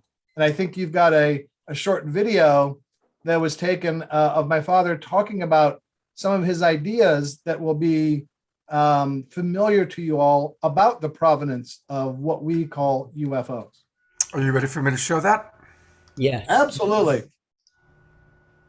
Would like you to just comment on your worldview or your view of the interpretation of the UFO phenomenon, which was prevalent in the old days, that it was an extraterrestrial investigation of Mother Earth from outside this planet, directed and elusive, but still sort of a purposeful investigation, the ET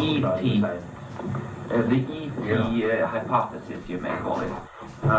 Would you make some comments on where we stand today relative to that? Yeah, I'd like to start from the history of science standpoint, that any culture will tend to interpret any new phenomenon in terms of its own technology. Had this all occurred in Middle Ages, it would have been given a totally different interpretation, of religious interpretation, which it wasn't. At that time. We've entered the space age, therefore it is very logical for a new phenomenon of this sort to be interpreted in terms of our own advanced technology. It's also complicated by the fact that astronomy has arrived at the point, we know enough now about the evolution of stars, to make it extremely likely that there are many other intelligences in the universe.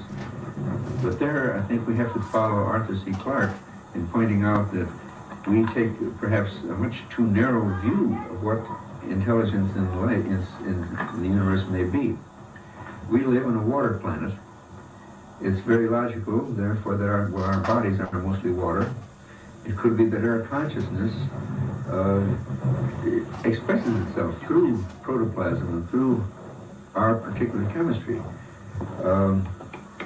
There are bits of information today indicating that, for instance, George Wald at Harvard feels that consciousness is the most important factor, and that consciousness can exist in many forms. And we are one of those forms. So, as somebody said, the whole question of this trying to communicate with life elsewhere is like the not yet born talking to the long since dead, because it takes so long for anything to get. Furthermore, an advanced civilization might regard radio as we regard jungle drums or smoke signals. They may long since have passed the radio stage of communication. But still, I think it's important that the SETI program continue, because it's an adventure and it should be done. And it would be philosophically important to find out that there is some intelligence elsewhere. So, all that my own philosophical feeling about the UFO phenomenon is that when all is said and done, it represents some form of intelligence. But whether that intelligence is from great distances away, or whether it is perhaps much closer to us in a parallel reality or in another dimension, or whether it is in some strange way a product of our own intelligence, our own psyche, I don't know. This is the research problem. That it seems to be programmed, that it seems to have an intelligence of its own, I think is unmistakable. If anyone who studies the subject just sees that. But we must not jump to the conclusion that because it has an intelligence of its own, it is necessarily visitors from outer space. It may be in some strange way connected with that intelligence, if that intelligence can in some way project itself down here. But, well, anyway, that's really all I have to say. That's it. Good, thank you. Not so bad. Har dere noen Great. spørsmål til det der? You can cut it, Scott. Thanks. I love that. Isn't it interesting? I mean, so much of what he said was interesting. But how he's talking about, they may say our radio is being primitive. Well, now we do look at radio as being pretty primitive. So it's remarkable how fast we've come. I'm going to bring Alan and JJ Desiree back on, and I'm going to bring on Stanley Krippner is still with us. Yes. Right. I have to say, we've been talking about quantum ideas and consciousness, and UFOs, ETs have slipped into this, and I feel that's how they operate. They operate according to quantum physics, which we really don't understand. Their thinking is quantum, which we don't understand. So we need to immerse ourselves in this new ideas that transcend Newtonian physics if we're really gonna, as I say, start making contact with these beings. So that's why I chose to interweave all these three areas: consciousness, quantum physics, and UFOs, because somehow they're related. Would you say, Paul? You're shaking your head. Yeah, they are. I think, especially in the West, right now I've got a rotator cuff issue, and we tend in the West to attack local symptoms and view them in isolation.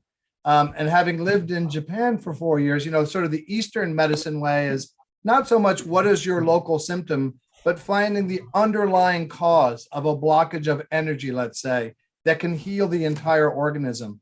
We like to name things and make things narrow and isolated.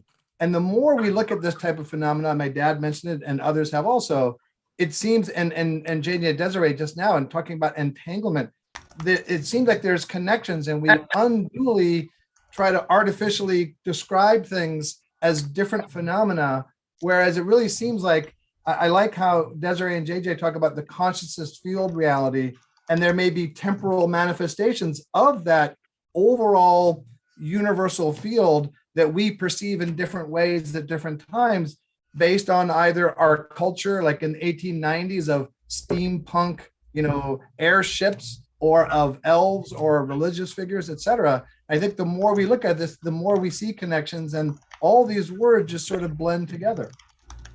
Yeah. Can I JJ. ask a question to Paul? Yeah, Karen. Yeah. Paul, thank you so much for sharing this. This is incredible. And for me, working with scientists, sometimes the challenge is, just we'll talk about science, but just don't use the C word, as in consciousness. Yeah. And so I just heard what blows me away is your dad saying there is consciousness, there is intelligence, and I was just like, oh my God, here's this. Do you remember if he started out very kind of, hardcore science and gradually kind of started to say it's got to be something else? Or was he open all along? Because that's one of the challenges I have with some of the scientists I work with.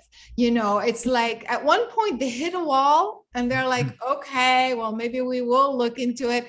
But some of them are more open. How was your dad? I would love to know.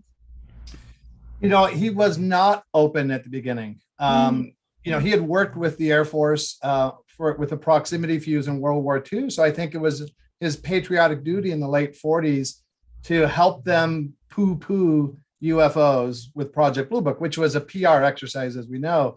But a funny thing happened on the way to the debunking party.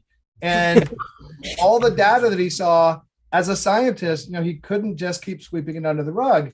And, Jacques Vallée says it wasn't really until the Lonnie Zamora case in 1964 that my father felt comfortable speaking about abductions.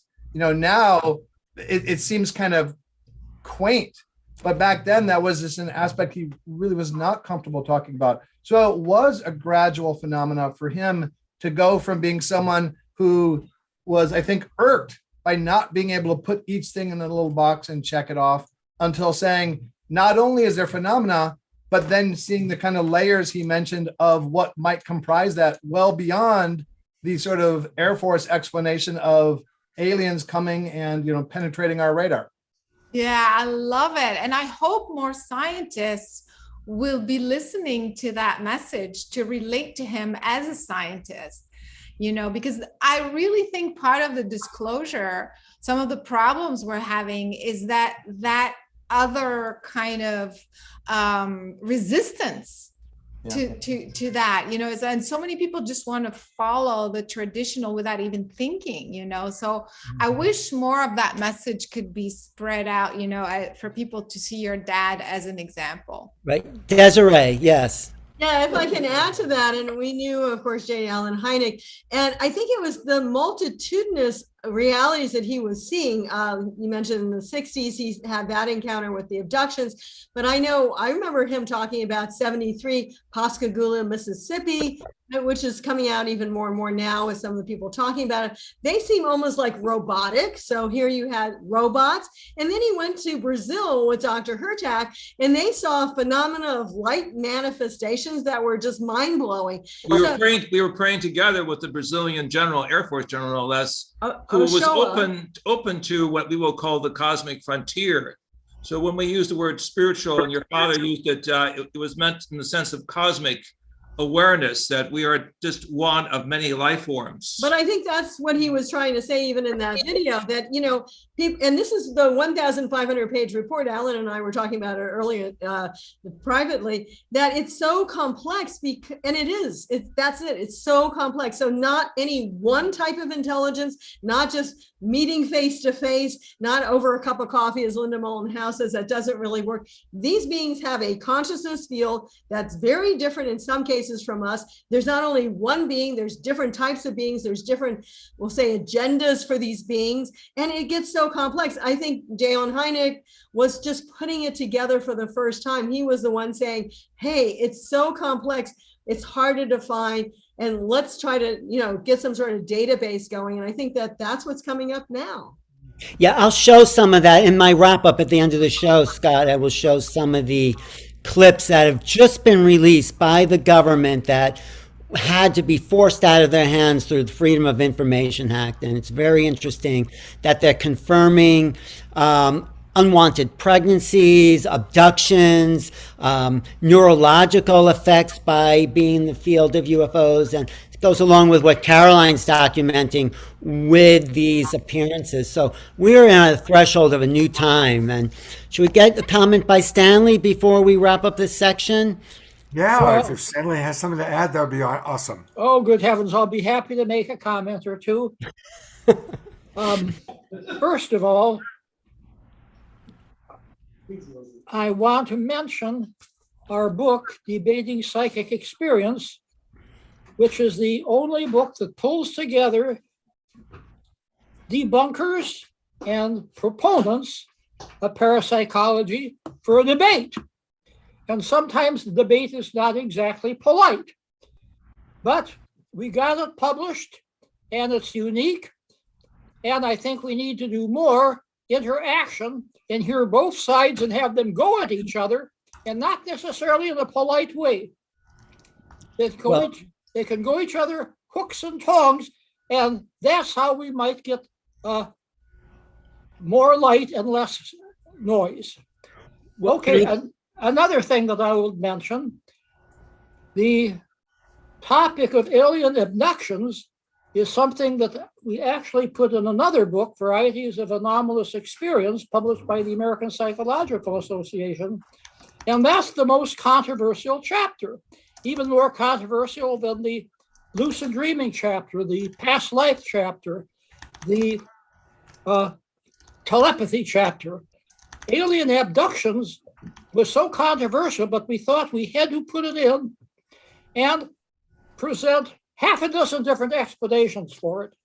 So it's there, and it's been getting a lot of information out there, and many people are beginning to take alien abductions seriously for the first time after reading that chapter.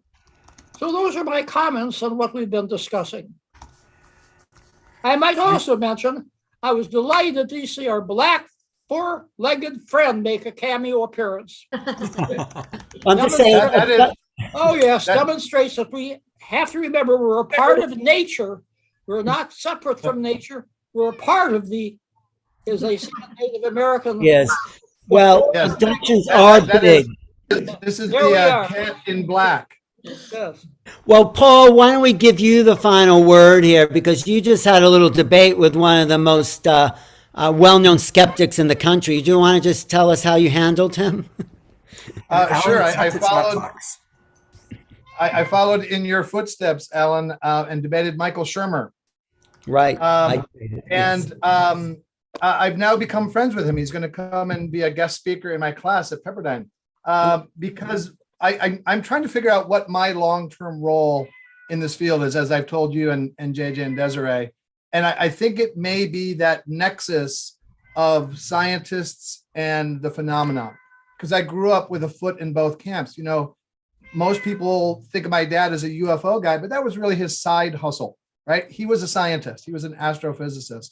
And so I'm looking at, you know, he made a classification system for saucers and crafts. And I think now maybe I can extend that with communications. And so JJ and Desiree have been very helpful in helping sort of map out the contours of what I can look for. And so I'm very interested in helping science and creating bespoke, curated experiences that scientists can lean into for those experiencers of many phenomena who are interested in having science look seriously at it. Many folks don't care about science, but I'm interested in bringing science into this more, as many of you have done. And Dr. Krippner, I'm just fascinated by your the breadth of experiences that you've been tying together. Thank you, Paul, for joining us. Stick around. We're going to maybe have a little discussion later with JJ and Stanley and our guests coming up. My good friend Jennifer, we'll get to her, and Caroline. So, Scott, what's up next? All right. Well, first of all, I just want to let everybody know that we are running a little bit late tonight. So for the agenda, people looking at the agenda, it's going to go a little bit longer, but totally fascinating. So up next is Cornflower. Then we've got some Global Peace Tribe announcements. Then we've got your friend DB. And then we've got the roundtable conversation. And also John Martin is going to come on and play some music and show an amazing video. And I think I'm going to tell a couple of the stories about what some of the astronauts told me privately when I was interviewing them. And maybe we'll get, that might encourage JJ and Desiree to share. You know, I'll tell you mine if you tell me yours. How's that? And I have to leave you folks now because my next appointment just came in. Stanley, well, let me bring you on camera one last time. Stanley, thank you so much. It's been an honor to have you with us tonight. It looks like you've had a good time, and we sure have enjoyed having we had a wonderful time, and I enjoyed all of the guests, all of the comments. It was just absolutely great. Yes. Fabulous. Yeah. All right. Here, I gotta go. Thank you so much, everyone. Caroline, Okay. good luck with the opening. We'll have you back. Thank you. All right, thank you both. Beautiful work, you guys. All right, let's get some music going. I just want to say Stanley is a national treasure. You realize that, Scott? He really is. Yeah, absolutely. We are very grateful to have had Stanley with us. Yes. Cornflower, are you sir. enjoying the evening? Yes, this has been amazing. Good. Well, thank you again. This is, as we listen to Cornflower's music, it's a good opportunity for us to digest. Because there's a lot of wisdom, a lot of beliefs, a lot of different things. So let's use this opportunity to really digest with the music of Cornflower. All right, here we go.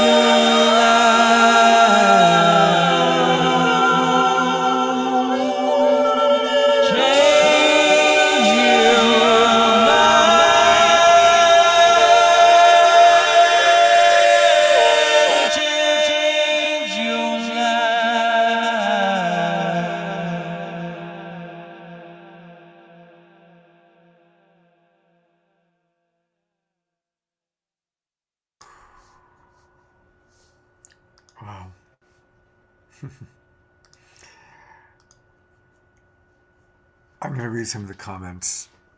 Super inspiring. Tinkle the lights and make everything better as we listen.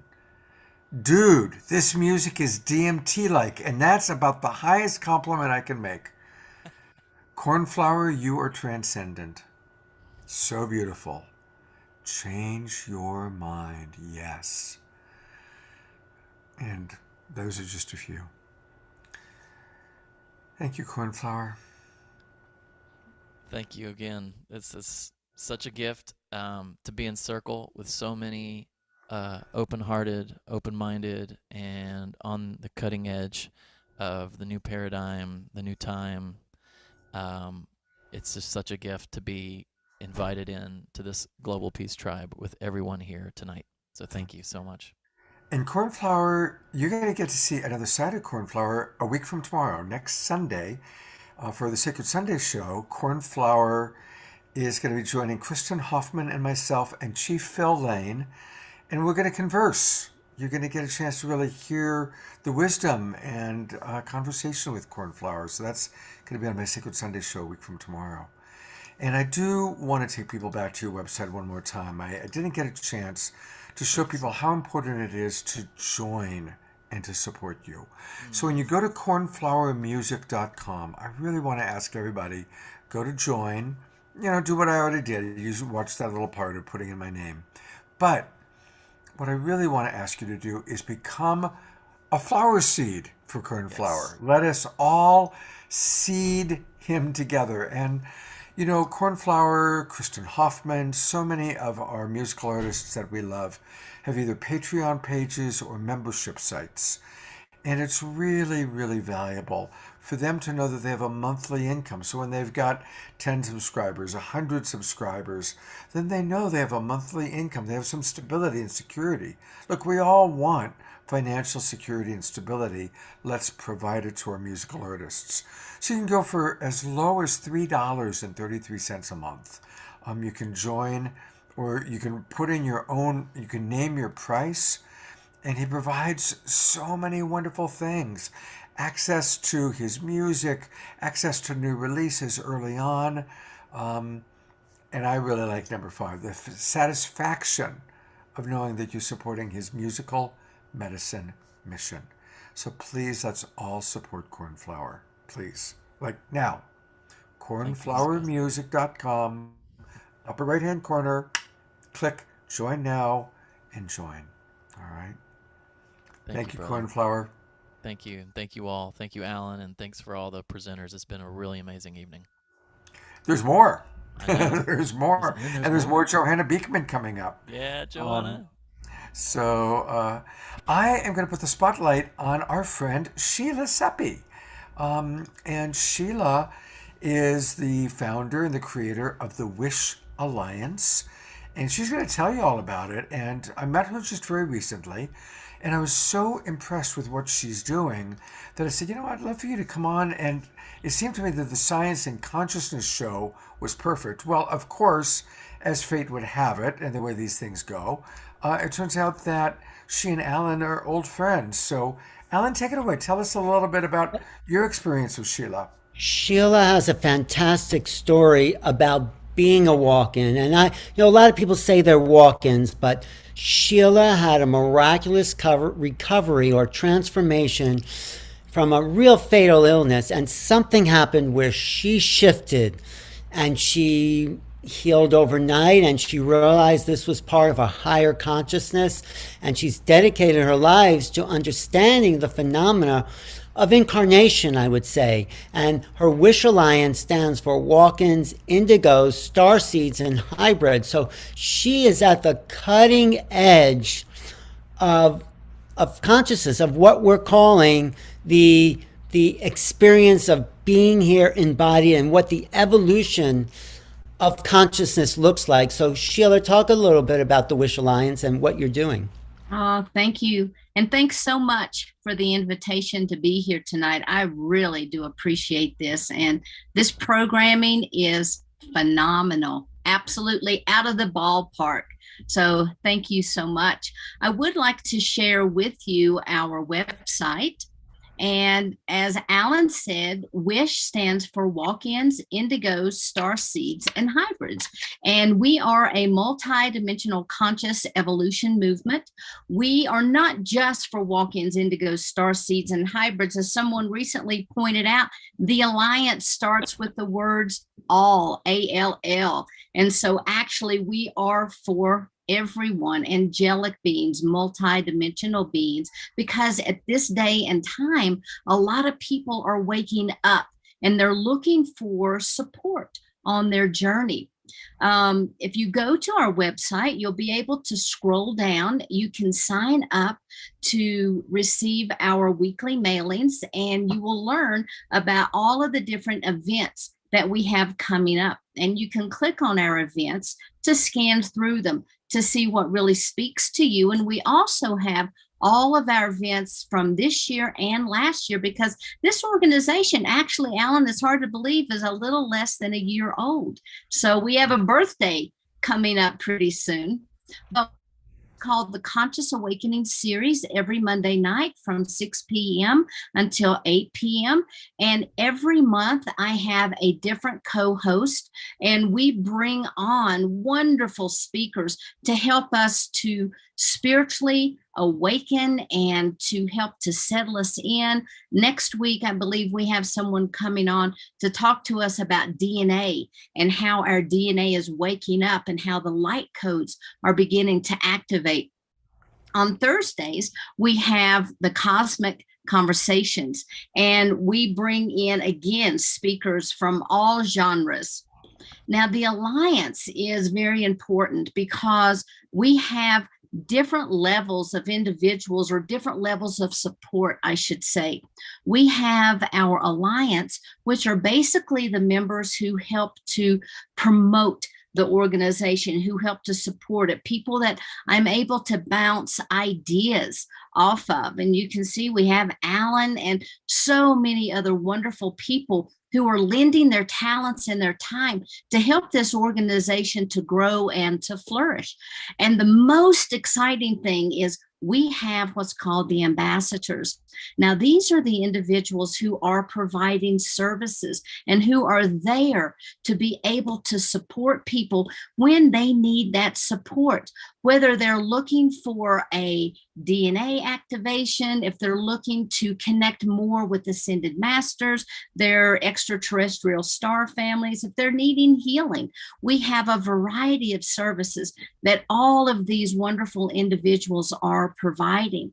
And it's amazing because last year, this time, we had maybe 2 or 3 people who were really involved and on fire for this concept. But now you can see we have grown and we have nearly 100 people at this time. These are the services that they provide. So you can check, let's hit extraordinary, mysterious, and unexplained. So if you have questions that you're looking for, let's say about earth grids, you can get a hold of Rachel. If you think you may be a hybrid, these are individuals that you can contact. They can help you with their mediumship and psychic abilities. We have Fernando, who can provide long distance sacred geometry healing. So we have so much to offer. And all of these members are vetted, and they are, if you click on one of their services, you'll go to their website and you'll make your appointment with them, not through the Wish Alliance. Everything that we do is at no charge because we want to help to support our membership, to provide that community, and to be able to, help promote the services that they have. We have what's called an artisan station, where we're able to highlight members' art, their music, their films. Let's go to the films, and poetry. And we have a short film on here by Alan Steinfeld. We also have by Dr. Richard Horowitz, his Starseed Reva Evolution. And we have information and documentaries by Neil. And all you have to do is go and to click on any of these so that you can watch them. But the most exciting thing that we have right now is we have forms that we have put on to make it very accessible for people who would be interested in becoming an ambassador. Maybe they're an artisan. Maybe they provide meditations. Maybe they're an author and they have a published book and they would like to have it listed under the ambassador section. We have an entire library that we're developing. We have a place where people can review books, the meditation application. And the one that we're really the most excited about right now is Your Voice Counts, and share your story. And what this does is it gives people an opportunity to have their story heard, and they can send it to us. We read through everything, and then we're in the process of uploading all of this information now. So I hope that you will visit the Wish Alliance and become part of our team who's helping to expand and to spread consciousness throughout not just our community, but throughout the world. Wow. And so, yeah, so this is the conscious, this is our conscious evolution movement. We started out as an experiential group. And speaking of experiential, I want to give a little plug for a book that I'm writing, We the Experiencers, because it really fits in so well with tonight's topics and conversation.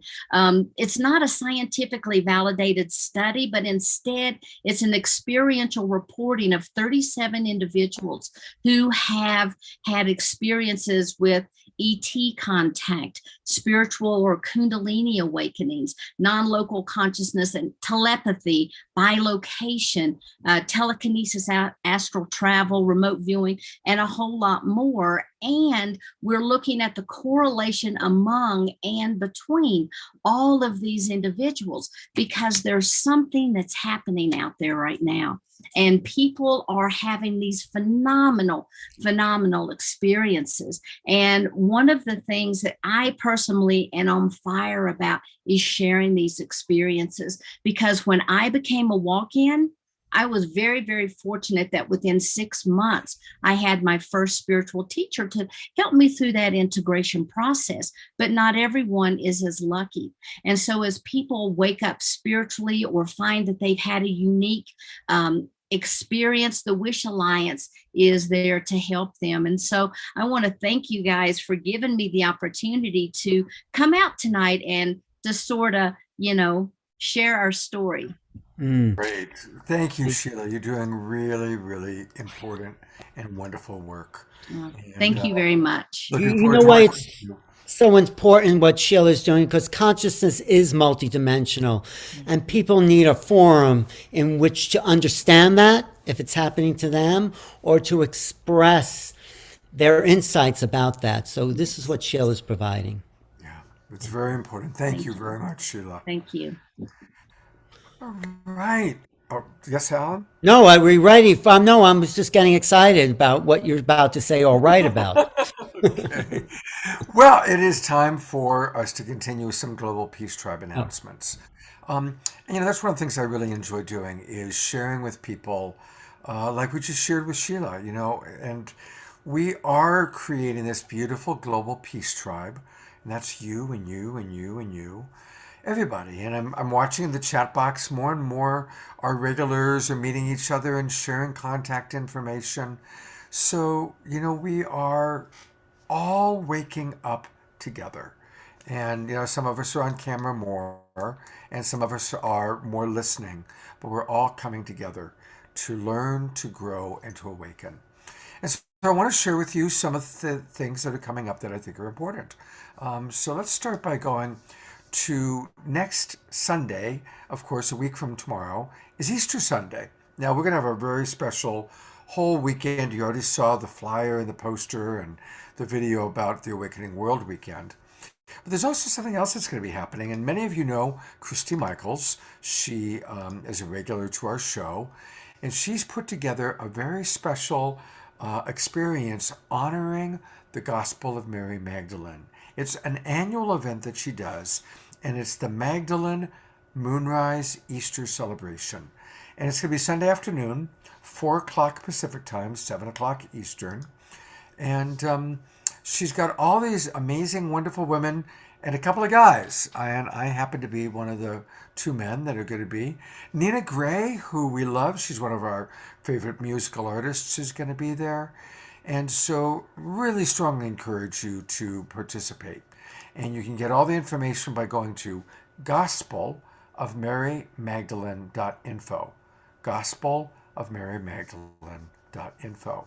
So thank you, Christy, for the wonderful work that you do. Of course, I'm always being asked to host and help people since I've been doing this for quite a while. And I have agreed to be involved in a fundraising event for Ukraine.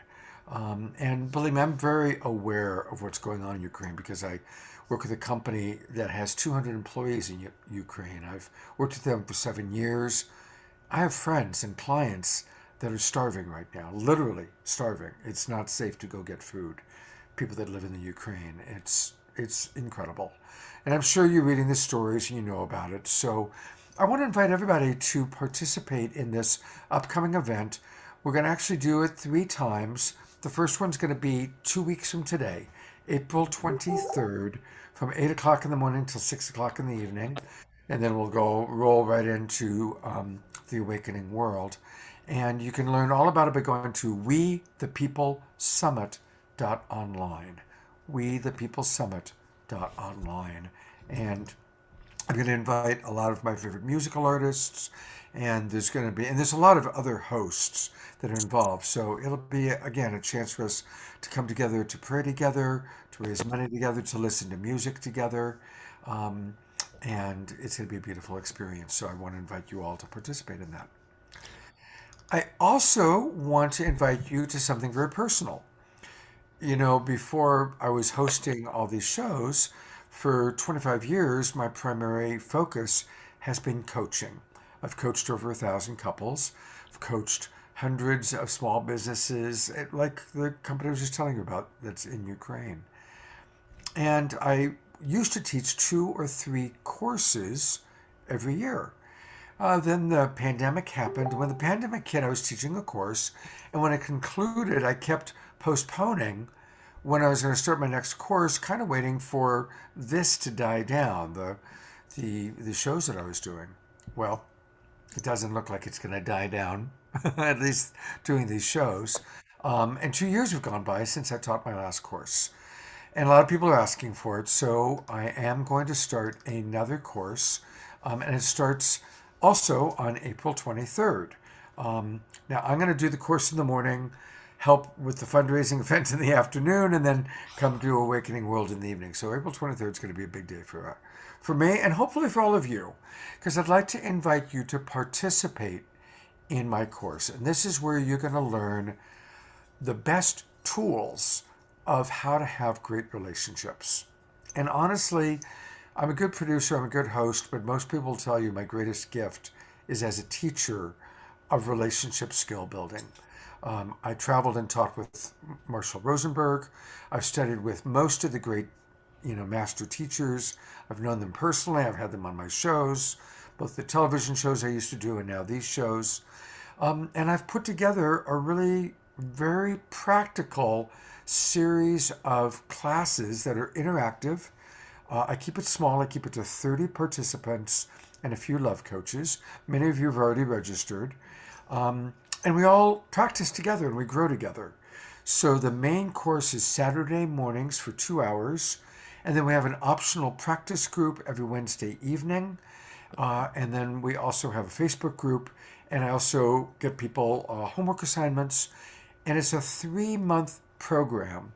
And guaranteed, you will have a remarkable increase in your ability to manage differences, to understand how to give yourself empathy, how to give empathy to others, and basically how to go from any reptile brain reactive thinking and reactions that you might make when you're triggered into frontal lobe consciousness.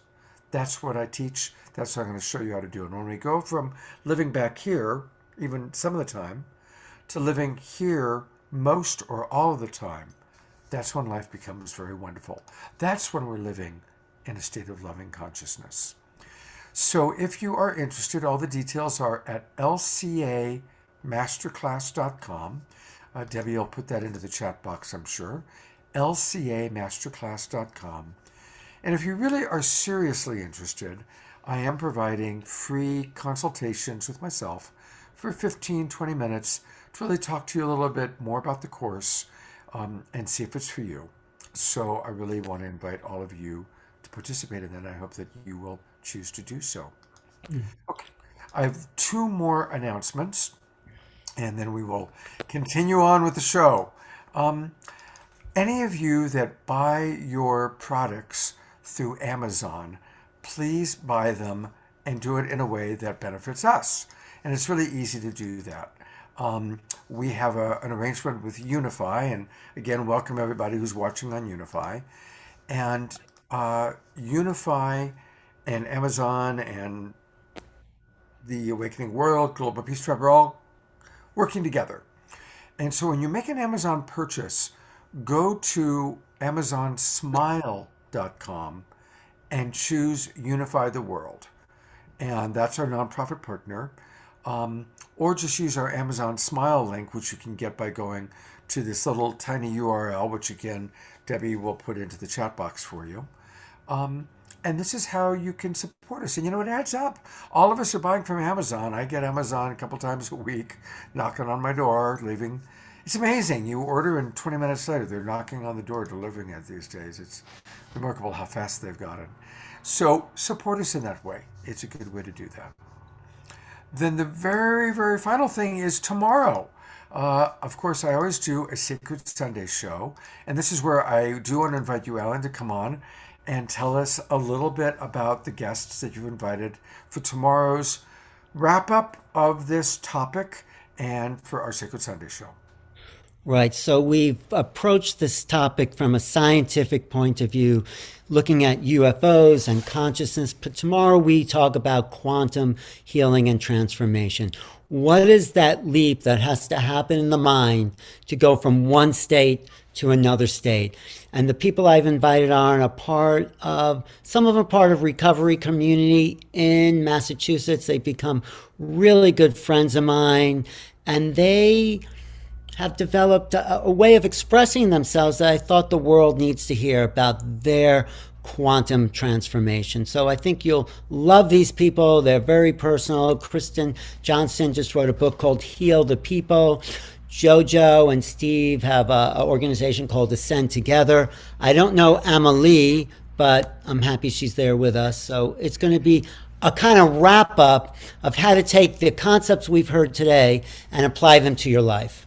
So I'm who invited Amelie Grace, and you've seen her on our shows before. She has been on some of the shows when we've collaborated with Teresa Collins, and she is brilliant. And she's all about consciousness, and she also has some really remarkable practical tools that she'll be providing. So we're excited about having her. All right, Alan, I'm turning it over to you to introduce our next guest. Well, I'm so happy she waited here for us. She is a very, very good friend of mine. I met her through my, I would have to say, spiritual wife, Paula Gloria, when they met at Amachi's ashram in India. And there was an instant connection. Since I was connected to Paula, I was immediately connected to Geneva. We've done lots of programs together. She actually appeared with JJ and some other thinkers on a roundtable discussion about what is consciousness for my cable show at the studio. But Geneva is a master astrologer, but she's also a very wise thinker about the ways of the world. She's also writing a book about Black women archetypes, which is very much needed in that community. And she is going to put together for us now a lot of the concepts we've been hearing for the last 2 days. She's going to talk about astrophysics, astronomy, and astrology, and how they're all the same. And it's kind of in the understanding of E equals MC square. This is a conversation or a discussion that Jen was doing that I'm glad everyone here has waited for, because I'm really interested in what you have to say. Thanks so much for being here and spending the time and taking the time. Thank you, my friend. Thank you. Let me share my screen. Yes. Did I give a good introduction? You want to say anything else about your introduction? I would like to say I'm an esoteric astrologist, which means I look to the inner meaning of things and the spiritual meaning and focus toward my astrological insight. I just want to say I thought it would be important to have that mystical insight in a discussion where we're talking about consciousness affecting reality. So that's one of the reasons we're in this universe, to interact with the outer and inner realm. So, okay, Jennifer, it's all yours. All right. My topic presentation tonight is E equal MC square. Astrophysics, astronomy, and astrology are all one. And I've always been fascinated with E equal MC square and wanted to know what it meant. I don't have a science background. My interest in science is really stimulated through PBS. And then I started studying on my own. So last year, I just wanted to go back to this. If you look at this slide right here, you can see this is Einstein's statue monument in Washington, D.C.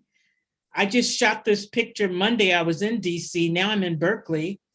And you can see that there's this star map below his feet. You can see these circles. So everything that I'm showing, I'm just going to show the disclaimer here. Now, this is a celestial map beneath, on the ground of his monument, which shows when they inducted the monument, they did a map of the heavens below his feet, where the stars were in 1997 when they installed the monument. And so when you go there, you will see this these studs on the ground, and all of the studs on the ground are representative of where the stars were in the heavens when they installed the monument, which is fascinating. So I'm just going to roll a short film. This is from 22nd and Constitution that I shot this past Monday, of where the monument is located.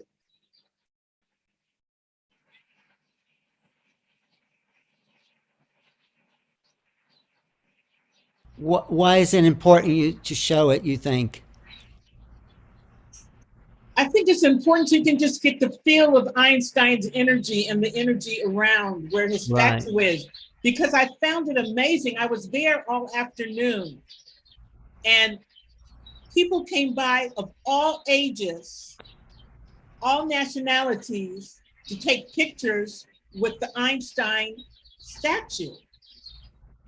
And the birds are heavily tweaking in the background. It was just a beautiful, beautiful afternoon observing how many people come and see him. Hundreds and hundreds of people, busloads of people come and see his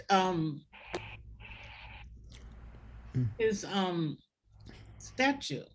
Well, and of course, he was the most important figure in science, and he opened the door to consciousness by saying everything is relative to the position of the observer. Yes. I don't know what's happening with my presentation here. Hold on. Oh, I think you have to go back to the slideshow, I think. This. Yeah. Slideshow. Are you on the slideshow? I don't know what happened. Can you just pull up the PowerPoint again? Well, I'm trying to. I don't know what happened. Where am I? It doesn't look like you're in PowerPoint. Let me just go back to Zoom. Okay. Yeah, you can unshare screen. Okay, yeah, let me stop sharing. Yeah, okay. Something has, So bring up PowerPoint again and, oh my God, low battery. oh, there you go. All For right. some reason it got stuck on this. It's okay. Let me just do this. It was Alan working. Alan is well known for his presenter facilitator skill, the Steinfeld technique. I think we did that in San Francisco, right, Paul? Yep, that's right. Thanks for reminding me. Okay. Let me just refresh this. But Scott, you're muted. I want to hear what you have to say. Yeah, Alan, I'm just suggesting that maybe you can kind of bring in how this is relating to our show tonight. Okay, well, can I just do my presentation, please? Sure, just do it. Yes. Thank you. E equal MC square is the energy. The host has spotlighted your video for everyone. I don't understand what's going on with this. That's my thing has just totally frozen. I don't understand. Well, do you want to just talk about what you discovered? Yes, what I discovered is that when you look at astrophysics, astronomy, and astrology, all of them begin with astro, and they all embody E equal MC squared, because when we're dealing with energy, everything is energy. Everything is energy. And when we go to the mass, we have a planetary mass, we have our physical body mass, and objects and form all have mass, which is energy, which is contained with energy. I can't believe this froze. Oh, God. That's okay. But I like what you're saying, so you can keep saying about how it fits in, where astrology fits into it all. That's what I want to know. What it is I have copies of the chart to show just how astrology applies, but I just... Should we come back to you? Do we get like a little music? Can you give me like 3 minutes? Can you give me? Well, maybe we should do a little music, Scott, and wrap up with Geneva. What do you think? Let me just see if this is what it is. So I do think let's give her a few minutes to try and figure that out. Okay. All right. And yeah, what I'm going to do is just shut it down and start over, because evidently it froze. I don't know why. But while you're doing that, I just want to also ask Paul Hyneck about Einstein and the importance of his insert into Western thinking that has transformed the world and activated quantum physics as a vehicle for understanding reality. Yeah, as a French major, I would be punching way above my weight there, so I'll graciously back out of that one. I got nothing. Let's go to because we're running very, very late. So what I'd like to do is go to Johanna, and let's just really drop into some beautiful music. I think that would be a wonderful place for us to go next. And thank you, Johanna, for being with us and jumping in. All right. Well, this is actually an appropriate song. This is a song that is off of my album called Beyond Love, and it's called Hey Ma Durga. And Ma Durga is this beautiful, ferocious goddess den mother who slashes through illusion and finds the truth. And sometimes when I'm feeling unsure or things are kind of unclear or not quite coming together, I chant to Durga or to the great divine mother in general, and things become clear. So that's what I'm going to do right now. And this is a duet with Donna DeLory on my album, so you might hear her voice somewhere in here. And she's going to be at our festival September 15th through 18th. Bhakti Love. This is Hey Ma Durga.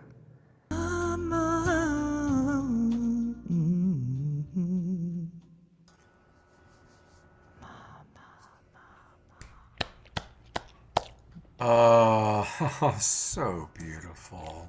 Wow. Thank you so much. As Joanne said, angelic, and it is true. You are such an earth angel, Joanna. I'm such a what? Earth Sorry. angel. You are an Earth angel, yay! I love Awesome. that. Well, I'm really excited to hear about astrology, astronomy, and all of the rest. And thank you. I heard that there's an Amma devotee among us, a couple of them. So, yay! I was so glad to hear that, family. You know, that was the perfect introduction to my friend who is Ma Durga and Kali Ma. You know? Perfect. Maybe that's all we needed to set the stage, and now it's all going to go smoothly. May the technology gods be with you, dear sister. Thank you. And just Oh, a reminder to everybody that Johanna sings. As we have heard, she does sing. And the website is johannasings.com. And there's a lot.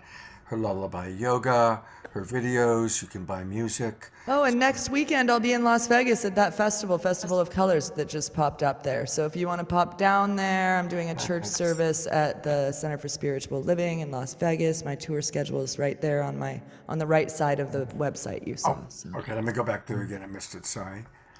Oh, they can go to the website. They'll find it. I'm easy to Go to find. Johanna Sings. She That's it. sings, and we are I happy do. that she does. Yay, and drop me a line, just sending you all my love, family. Thank you so much, Global Peace Tribe, for another gorgeous, illuminating Saturday evening. Thank you, Chad Ross, for playing the Thank you, percussion. Chad. Yeah.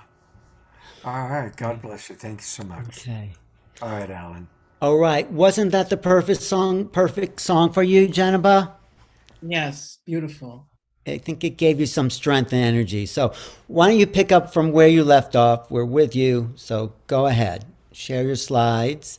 And we're interested in how you're saying and astronomy and astrology all come together using that understanding of the stars. Okay, go ahead. Yes, I was speaking about the E equals energy, and energy is everything. And when we're talking about astrology, we're talking about invisible energy. We're talking about electromagnetic energy. Okay. And so we know that 95% of the universe we can't see it. Now we can see it. Yeah. Yeah, excuse me. Yes, we know that we only see 5% of the universe, okay? And we are the essence of light. So when we look at E equals energy, M equals mass, the planetary bodies are mass, our physical bodies are body mass, and then we have the squared, C equals the speed of light, okay? And so we have E equal MC squared. It's when something you multiply it by itself. So astro is the common prefix that we have for astrophysics, astronomy, and astrology. And that's to deal with the stars. And so astrophysics is the branch of astronomy concerned with the physical nature of stars and other celestial bodies and the application of the laws and theories of physics. Okay? Astronomy is the branch of science which deals with celestial objects, space, and the physical universe as a whole. Now, when we look at astrology, it's the study of the movement and relative positions of the celestial bodies interpreted as having an influence on human affairs and the natural world. Okay? And there's exoteric astrology, which is what's happening outside, and then the inner, the esoteric interpretation of the planetary stars. Because we are light solidified. Earlier, they were talking about the Curlian photography. We have our light bodies, our chakras. And so that's how light plays into all of this. And we receive the light from the sun. We receive the light from the stars and the planets. And it's all connected. We can't separate it. Because we're dealing with light, really. Stars are light. Yeah, we're solidified light. Now, I did a chart just for the consciousness for tonight. Was born on a Saturday night in Sedona, Arizona. I set this chart just to show you how different charts can show the energy. We had Libra rising. So that means Venus was ruling this chart. Venus is in the 5th house, which is the house of Leo. And so you can see the red lines are dealing with challenges and the blue lines are dealing with harmony. But luckily we had Jupiter trining the moon, means the energy was flowing. And when this program started tonight, we have Cancer in the midheaven and the star Sirius was directly above, because the midheaven is 10 degrees and the star Sirius is 13. So we had the blessings of that starlight with us tonight.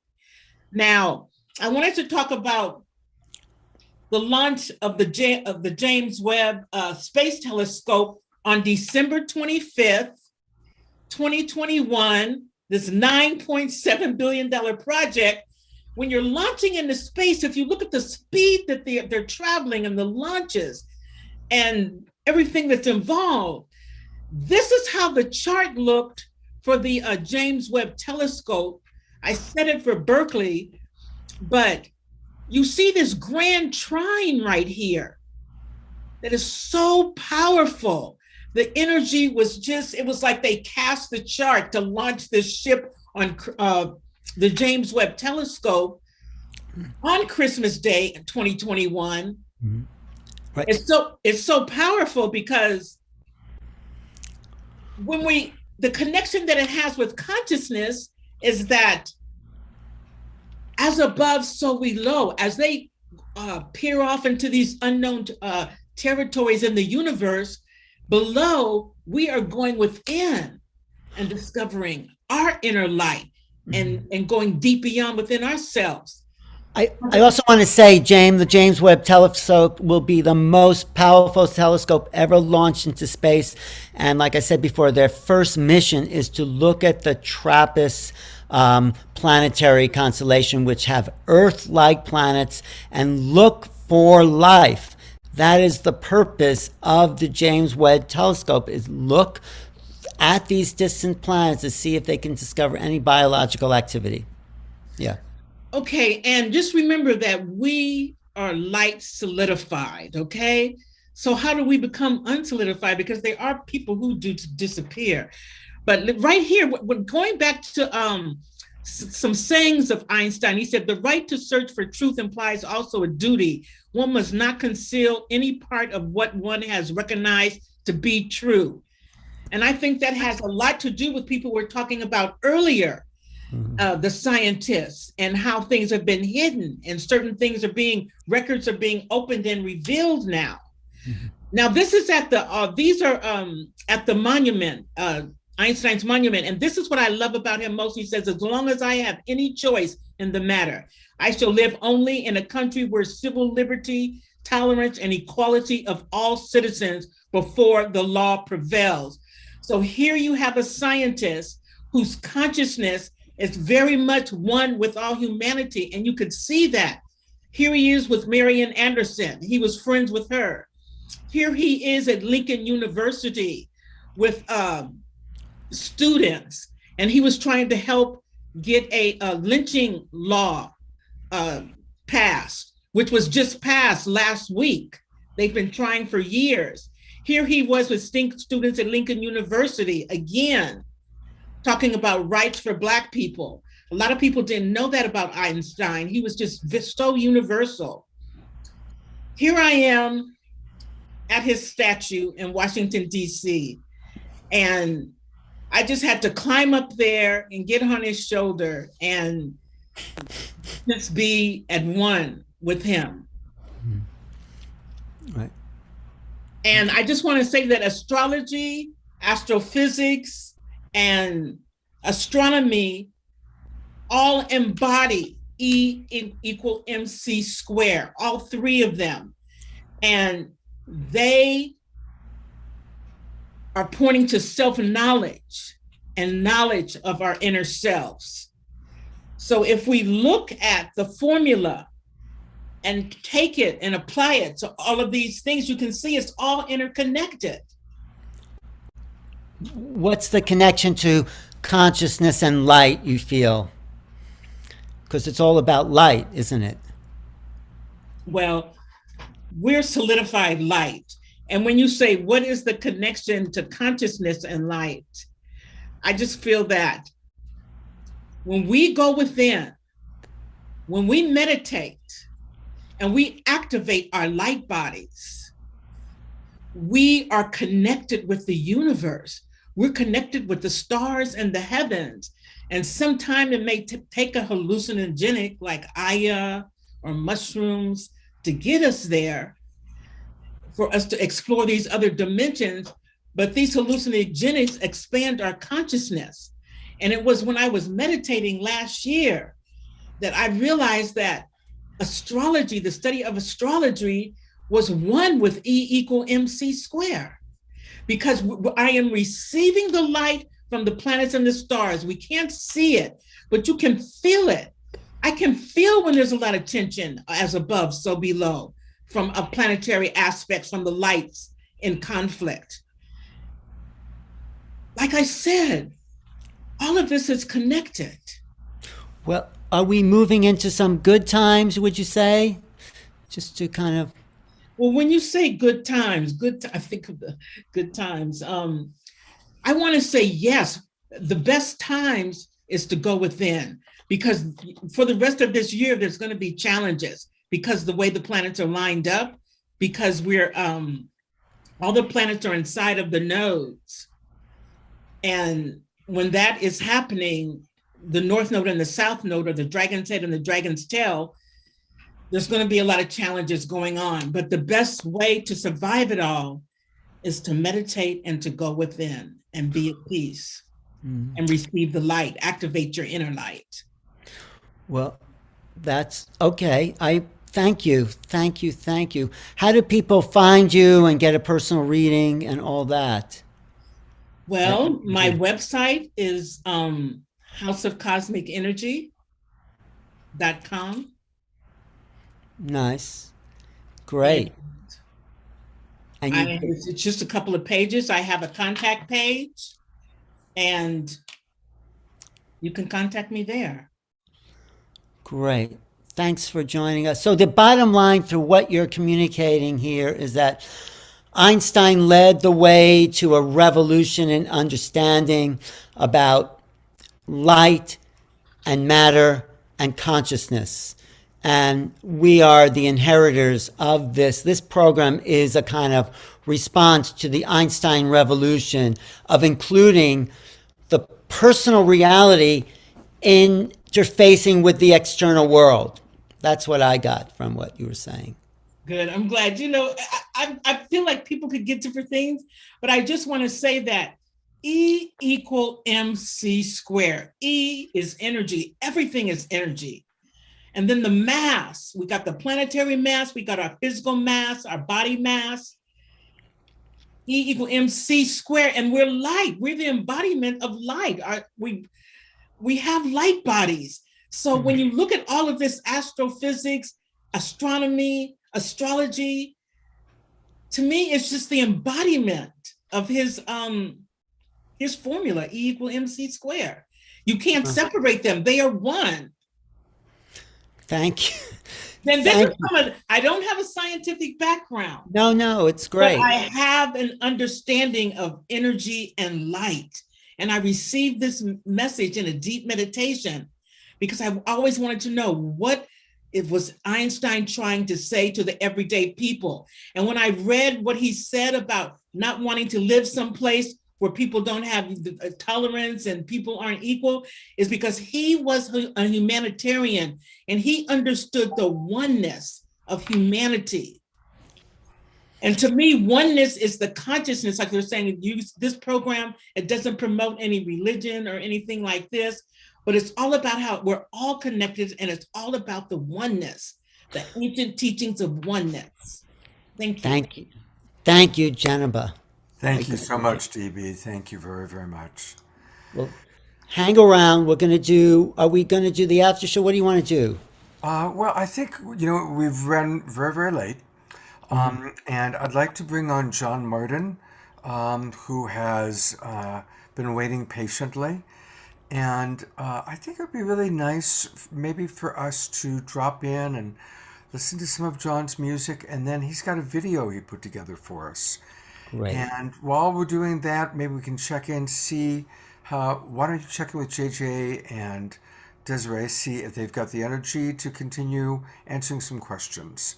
How's that Right. sound? I also want to show a little bit of what's happening in the news about UFOs and science. So just to Great. top that off, but John's perfect for that. Yeah, John's a great segue. So take it. John, welcome so much. Hey, Scott. It's great to be welcome here. for being here. Thank you. Oh, it's a great pleasure. Yeah. I've been moved to play this 15th century French hymn. It's O Come, Emmanuel, and it's just my interpretation of this piece.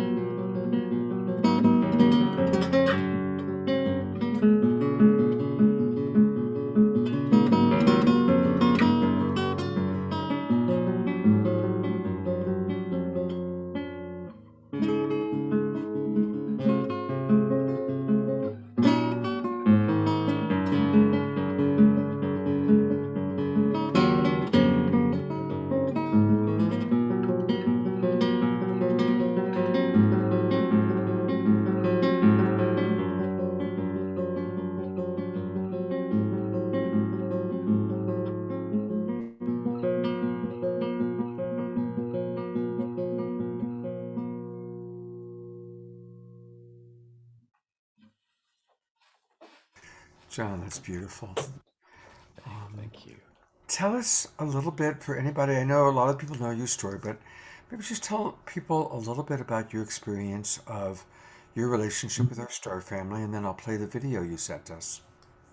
Scott, I've been playing guitar for half a century now, and I've been using my music to communicate with our star family. I went out on my deck and played these same pieces I've played all my life, and projected positive thought and love and these beautiful musical works into the universe. And almost immediately I've had craft that came in, very large, beautiful craft, and I make it a daily practice to go outside and interact with our star family. And I've had many interactions with them, and this is just one of the types of interactions that I have. I made sort of a compilation of this one kind of, well, there's a few various kinds of interactions on this particular one that I made for you, Scott. Do you feel drawn on particular nights? Like, do you feel them calling to you?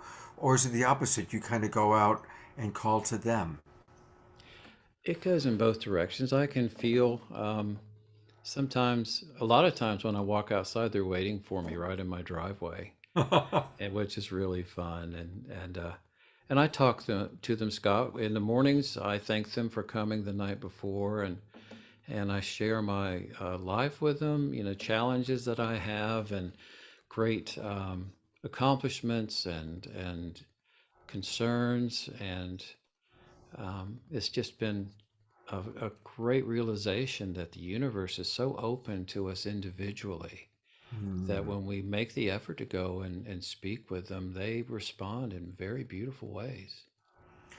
Well, you are one of the most beautiful people I know, so no wonder they're wanting to connect to you. And I really appreciate you have so much gratitude, and I don't know if we're going to hear it, but so often you're just thanking them. So I think that it's a great lesson for all of us, whether we're connecting with our star family or our human family, our animal family, or Mother Nature, to be grateful the way that you demonstrate gratitude.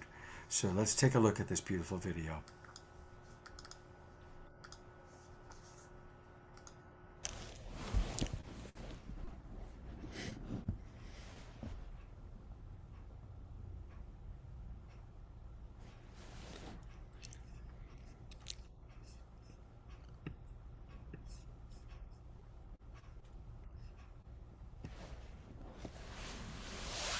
There should be audio to it, Scott, but it's okay. Well, do you want to talk about what you're seeing here, John? Yeah, this was directly overhead, Alan, and it was trailing an airplane, and then it goes straight up into the sky, which I think is an incredible thing. Are you feeling a communication when you're seeing that? Very often. It's always a very a deep love impression that they send to me. There's always great respect and honor for each other, and it's a very giving relationship from both sides. Are you playing music, or are you just sending out thoughts? How are you doing this? As a musician, Alan, I have music in my mind all the time. I'm always playing music. And when I'm in the park at night, I specifically play these pieces in my mind. And I really don't even have to do that anymore because we have an agreement to meet at the same time each night. I just got back in tonight, and I had some really beautiful interactions with our star family.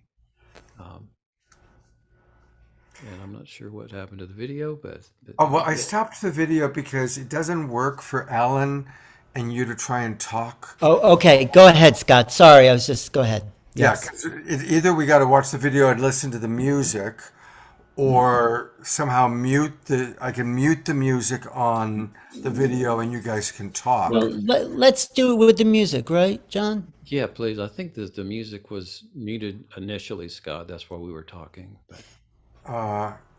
Okay. Well, let's give it a try again. That's amazing. That's wonderful. Thank you, friends. Wonderful. Thank you, my friends. Hey, my wonderful friends. Happy Feast Day, dear ones. Thank you. Thank you, my lovely friends. Thank you for coming to see me tonight. So wonderful. Thank you, sweet friends. Thank you, lovely ones. Thank you, beautiful friends. Thank you, lovely ones. Thank you for coming to see me tonight.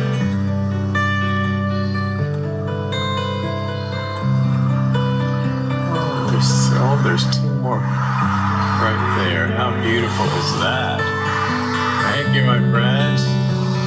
Gorgeous. Friends, I just saw that beautiful flash. Hey, there we go. Thank you. And look how fast you're moving. Wow, I just love it. Beautiful. Showing that this is done. Happenstance, this is deliberate. Thank you, sweet friends.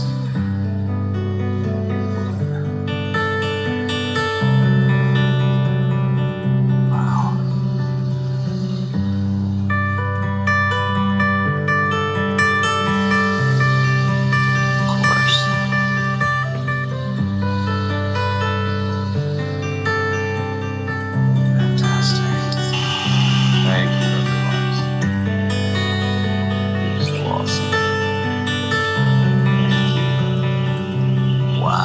You go. That's wonderful. You were really moving. Thank you, gorgeous ones. That was fantastic.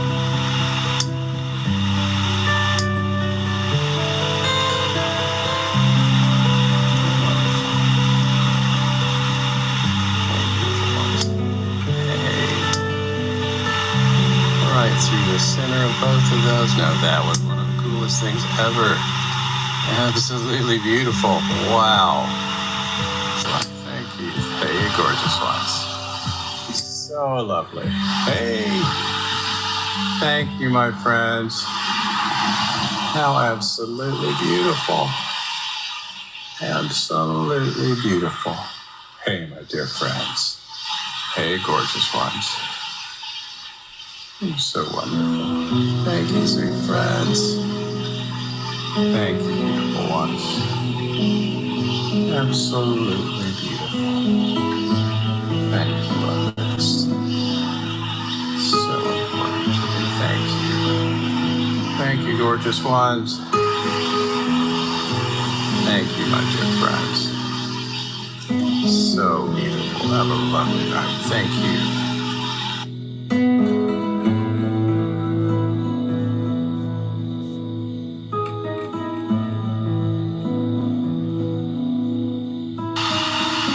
Pop in right here would be just the coolest thing ever.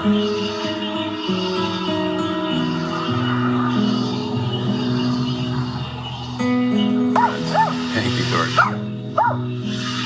There you are. Oh, you did it. You did it, beautiful ones.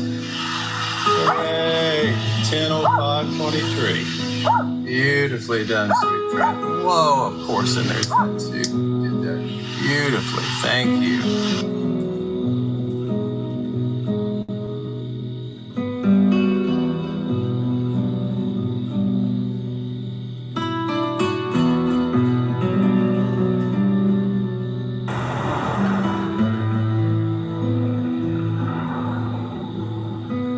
Beautifully done, friends. Oh my goodness.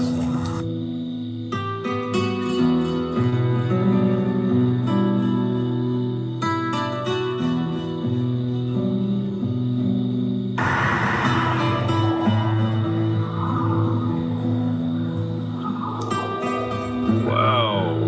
Perfectly done, friend.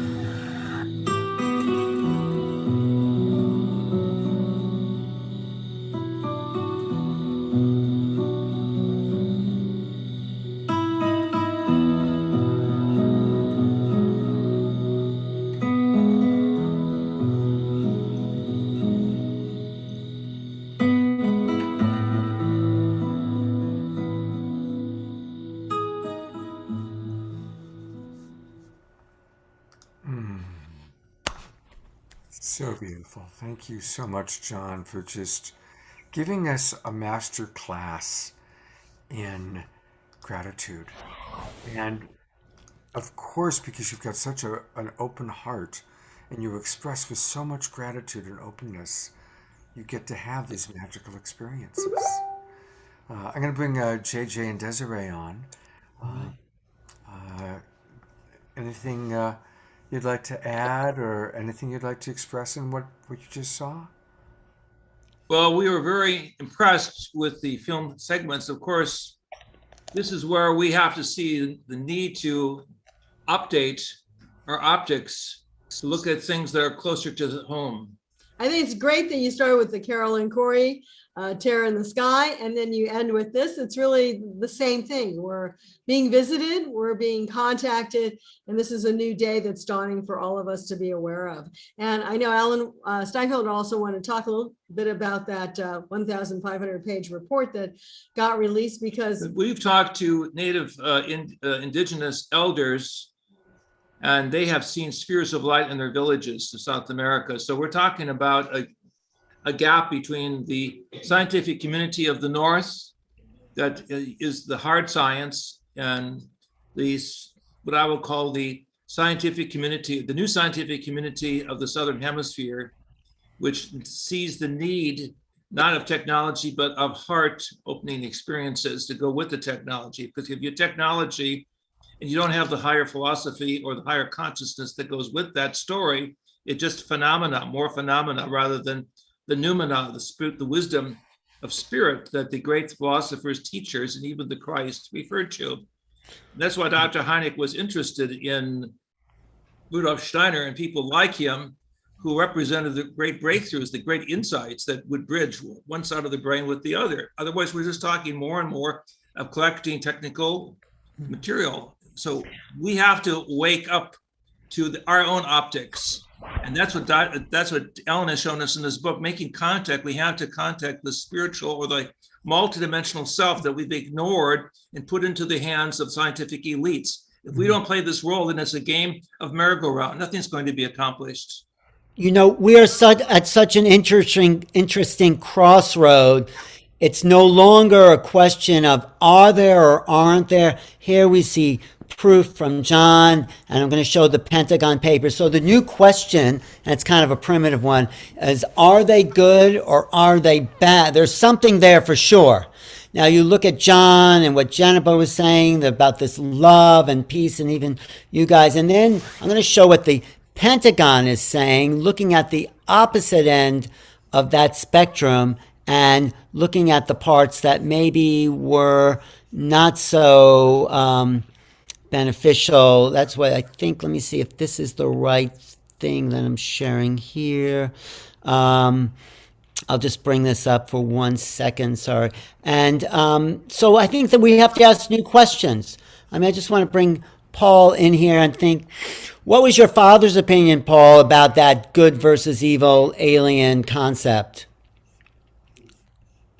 I don't know. JJ Desiree may remember talking with him about that. I don't know. You know, the thing that I latch on to is, you know, the phenomenon is so multi-leveled. And so we can't paint with a broad stroke about who they are, because they could be all kinds of things. And even if it's one species, there could be good and bad actors in that group.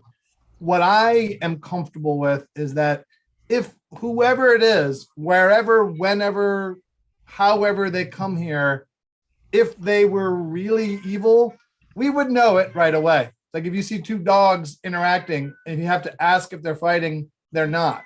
So we would know it. So at worst, they're mischievous and manipulating.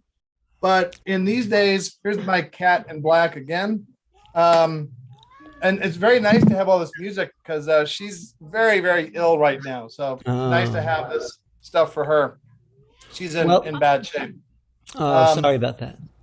Yeah. So, but I'm just going to show Paul what the government and the media is catching on to, and it's sort of 180 degrees from where John and some of us others are coming from. So this is Fox News. I don't know why Fox is the one that chooses to broadcast this, but this is what they had to say about the latest release of 1,500 pages about UFOs. And the ailments listed after these experiences, as you say, the most common experience, by the way, is abduction. Can you believe this is on mainstream news? They're talking actually about the Pentagon saying abduction being the most I mean, this is mind-blowing for people who've been in the field for 75 years or however long. Then, I love the picture, then radiation burns, paralysis, brain damage, even sexual encounters. There was also a case cited of a commercial airline pilot who saw what he said was a very bright flying disc, and when he got home, he had a very bright red face, and he had that for 4 days, and they believe it was radiation burn. So how do you explain that? And that video on the screen right now, there's this video of like a tiny Tic Tac that's these Navy fighter jets are pursuing. That's the TikTok that Carolyn Cory also photographed in her film. Same object going at the same speed or related objects. So and almost they just can't keep up with it. I don't know how you explain that, but this report does say that, you know, these encounters appear to be, to the people at least, very real, and that they believe that there is some sort of other intelligent or advanced system out there, and it's just not clear to us how they operate. In other words, as I said earlier, we are not alone. But it's the example, it's the experience of the pilots, the commercial airline pilots and the Navy pilots. Yep. You know, it's hard to refute that when they've come up with an obvious physical thing on their face. And these are rational people. They see shapes and lights in the sky. It's hard to dismiss that entirely, isn't it? I don't have a strong opinion on this. I mean, I do believe in these things. I believe in spirits and all of that. That's a whole other discussion. But yeah, there's other things and people out there for sure. Okay, I don't think we're going to reach the end of this, but it is very interesting to an awful lot of people, and the conspiracy theorists run riot all the time. All right, enough about that. But anyway, there it is. Commercial television, mainstream saying, talking to the world, the American people, like, this is a reality. When he says the experiences are real as far as these people can say, well, let's just say they're real. Why put people in a box? JJ, you were going to say something? Well, we have to look at the selective factor of why the negative cases are being released as opposed to the positive contact stories. And of course, having met with several government leaders over the last 50 years, I can assure you that the positive encounters outweigh the negative. You know, you look back at the medieval church, you look at the statuary, you see on the sides of many of the statuary some of these grotesqueries that we seem to see in the released Pentagon documents. So, I mean, the government has known about this for decades. They've had the best psychologists, the best material scientists, the best cosmologists in the world. We're very fortunate the United States has had the best of the best. And because it's a multidimensional universe that we live in that requires a better education and a better humility that many are not willing to play in the ivory tower, we've got these disparities where everything has to be negative or everything has to be positive. No, as we used to say, there's good and bad amongst all. And unfortunately, from our standpoint of what I will call a humanistic viewpoint, there's a few bad societies out there, but let's give the, shall we say, the higher source credit for the beautiful worlds that do exist. But I have to agree, though, that it's so exciting to hear people saying on TV, yes, this is real. You go back 20 years at the time to J. Allen Hyneck, and basically it was totally poo-pooed. They all had excuses, but now they're saying, yeah, this is a reality. You know, let's find out more. So we have to have a sense of positive energy, but we also have to have a sense of critical balance, that we choose our associations very carefully and not rush into situations that might work against the betterment of the human race. So, Paul, what were you saying? It's almost like National Enquirer television. You know, that was the only organ back in the day, right? You know, I was invited by Fox Nation, which is the streaming service of Fox News, to come and talk to them about hosting a TV show about UFOs.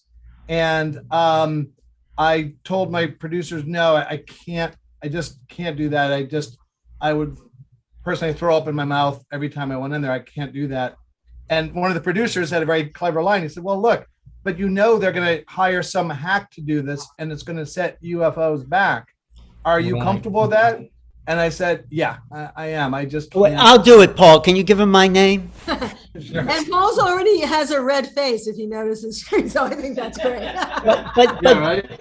Good. Watch. If your father Paul was to see this sort of broadcast on television back in his day, what would have been his reaction? He would be very, there we go.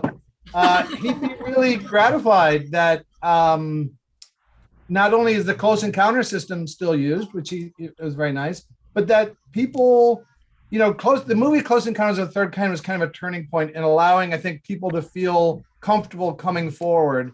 And for him to see that many polls say that most Americans believe in UFOs and that it's talked about, and that the Navy, for God's sake, the Navy said we see them and we're afraid for our aviators. The Pentagon said it's a potential risk to national security. It's such a remarkably different public posture on behalf of important organs of the United States government from the dismissive, we've got this, please disperse attitude of the Air Force. Right. Hey, Alan, could I make a point? Yeah, I was just going to I'll call on you because I want to get the other side of it. Yeah, go ahead, John. Yes. I've had craft that have been the size of office buildings that have come over my home. One was in the shape of a cross and a crescent. They were at a 45-degree angle. And at the same time, in just a few months prior in Wiltshire, England, there was a crop circle of a cross and a crescent. And later there was a cross and crescent with a star crop circle. And I've had a star cloud that was created perfectly for me over my park. And, and they give me heart clouds. And what they're saying is we want peace. We would love to see peace among all the religions of this world. You know, I don't have any of these terrible experiences that are so prevalent in the media. It's just been a beautiful experience of love and support and appreciation for what I have to give and what they have to give, and it's an amazing, wonderful place to Well, that's be. And because I, you are I'd light. Go like- ahead. Sorry. Yeah. I'd like for the world to, to experience that. What the most important thing is, we all can do it. Go out and project what you love into the universe. That's what I did with my music. And so, if you're a mathematician, do your most elegant equation. If you're an artist, create some art outside with the thought of projecting that into the universe. And what we create is not localized. It moves through dimensions throughout the universe immediately, and you get immediate feedback. Right. And it's an incredible thing. Thanks. Hey, Jennifer, you have any comments about the UFO debate? Well, I come from the mindset of I've always believed that anything is possible. So I'm always open to everything. I did have some somewhat experiences with UFOs and spotting them and seeing them and running into some beings in a desert once in Mexico. But I've kind of just like left it at that.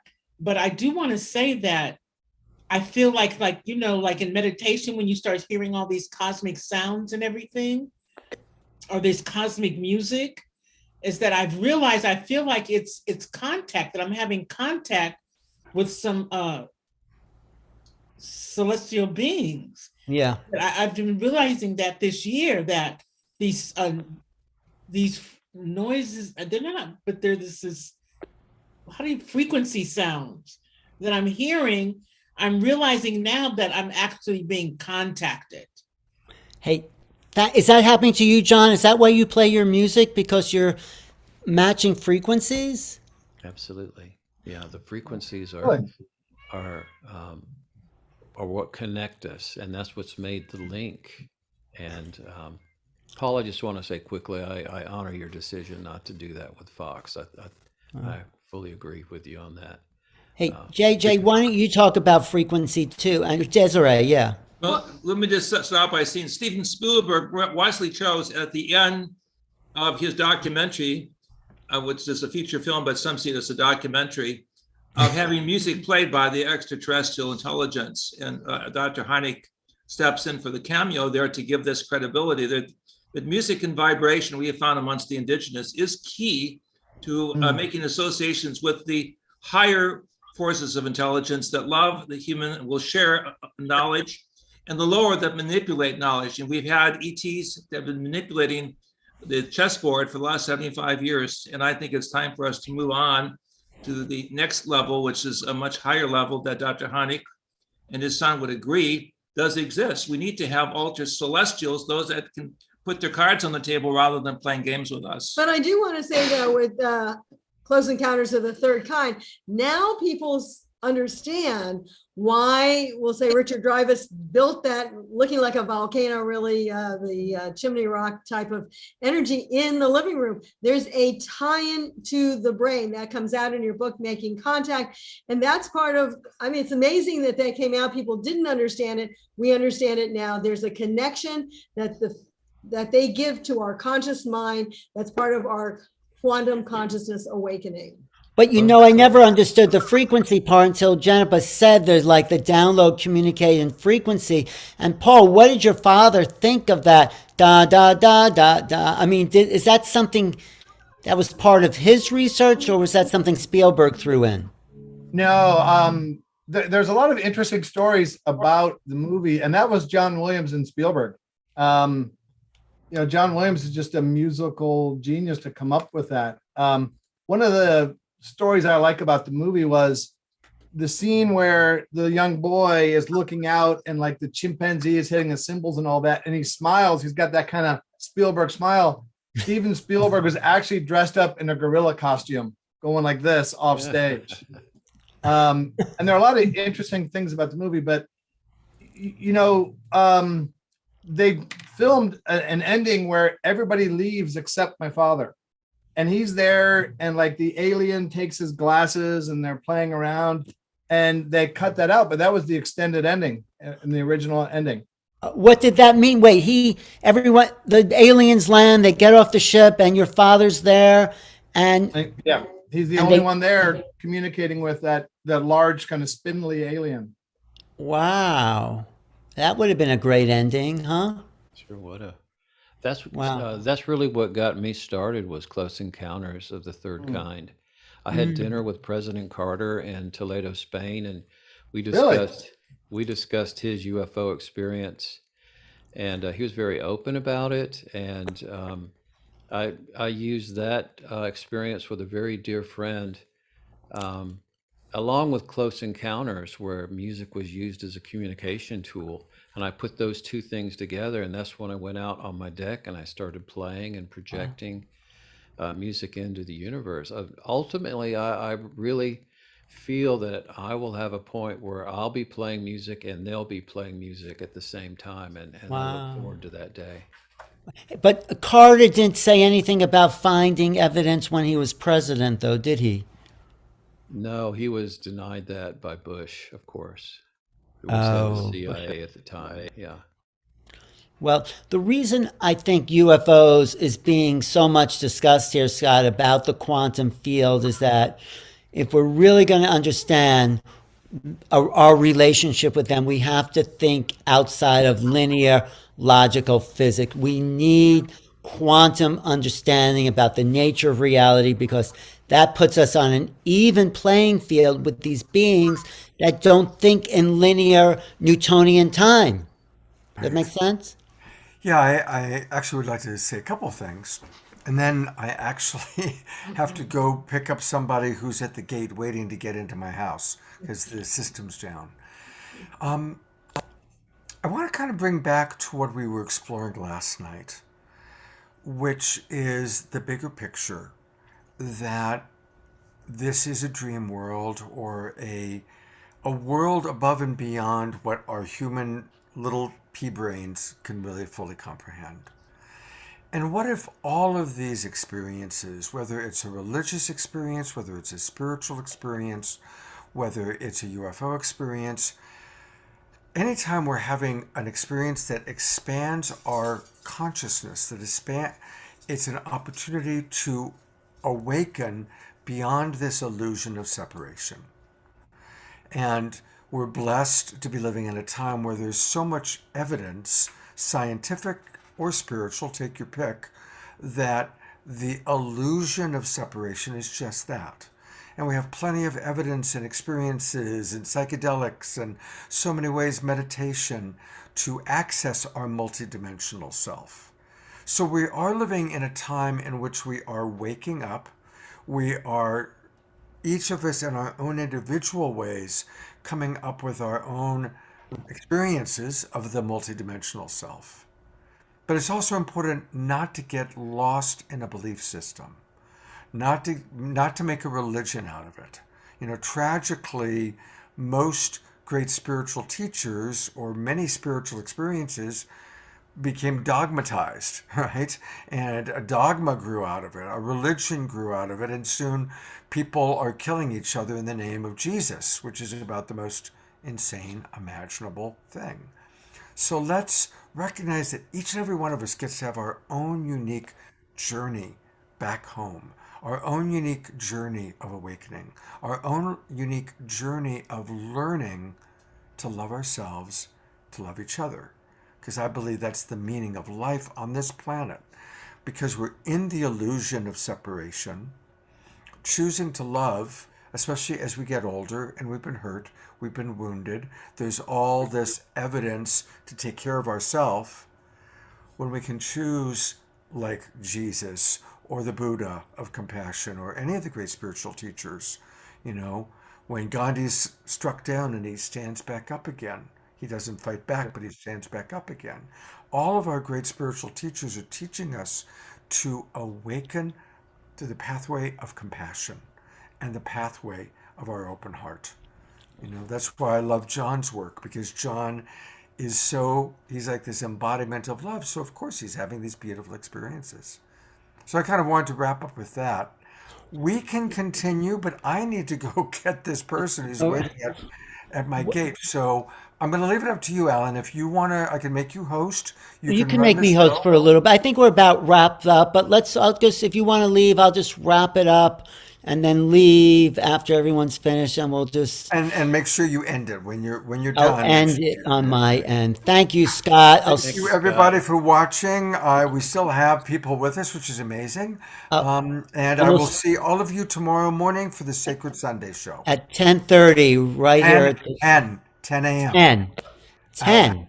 Thank you for telling me that 10 o'clock. Thanks. Okay. Thank you.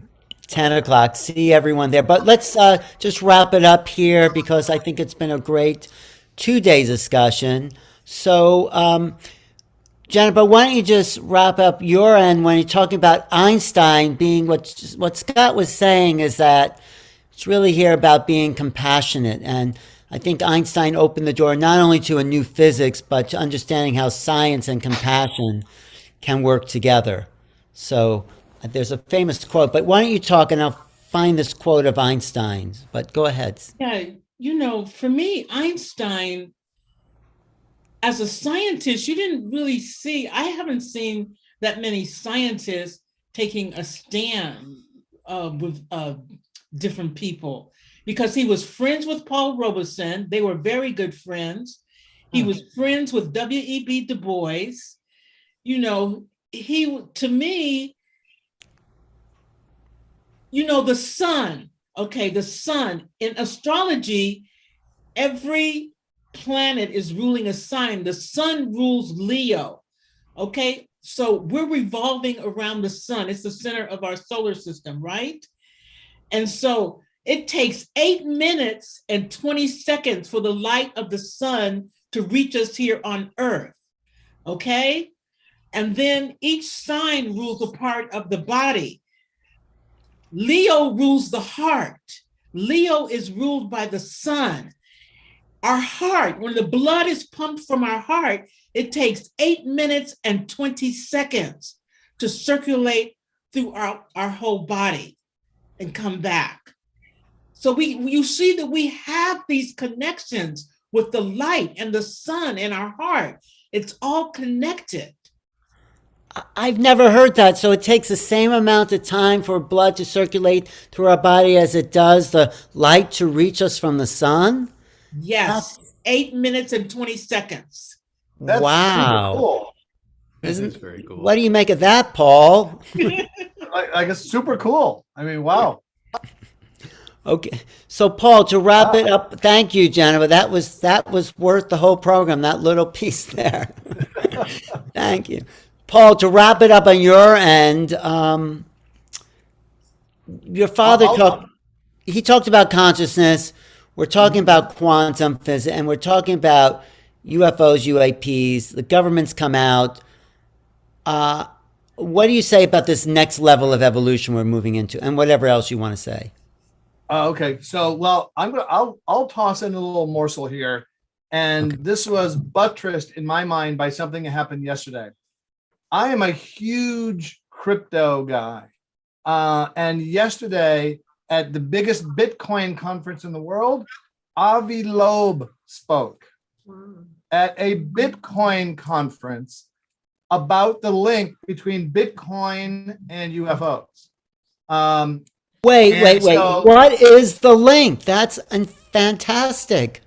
I'm just going to throw that tease out there, but that is something I've been ruminating and cogitating on also, is the link between crypto and UFOs. Well, don't leave us hanging. What is the link?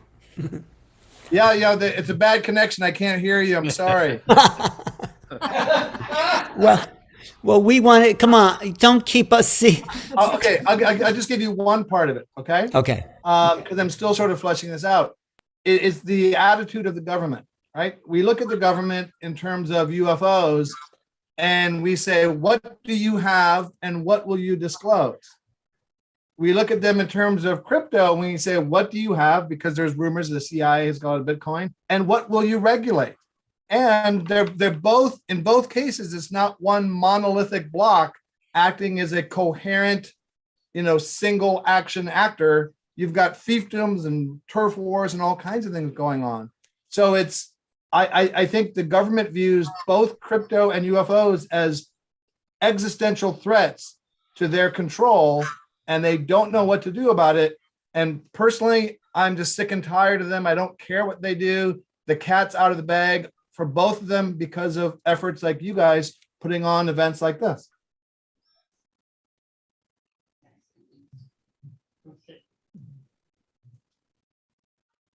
Alan? Alan? Muted, Alan. I really can't hear you now. No, I was just saying thank you for that association, because if the government's worried about crypto and UFOs, they really are being challenged here. John, how would you wrap up? Yeah, go ahead. Go ahead. Finish, Paul. Well, there are some really interesting intellectual, psychic aspects of Bitcoin that I'm really just now exploring. And so perhaps at another meeting, I can give you a status report. That's great. Wow. Fantastic. That's a very interesting piece of information.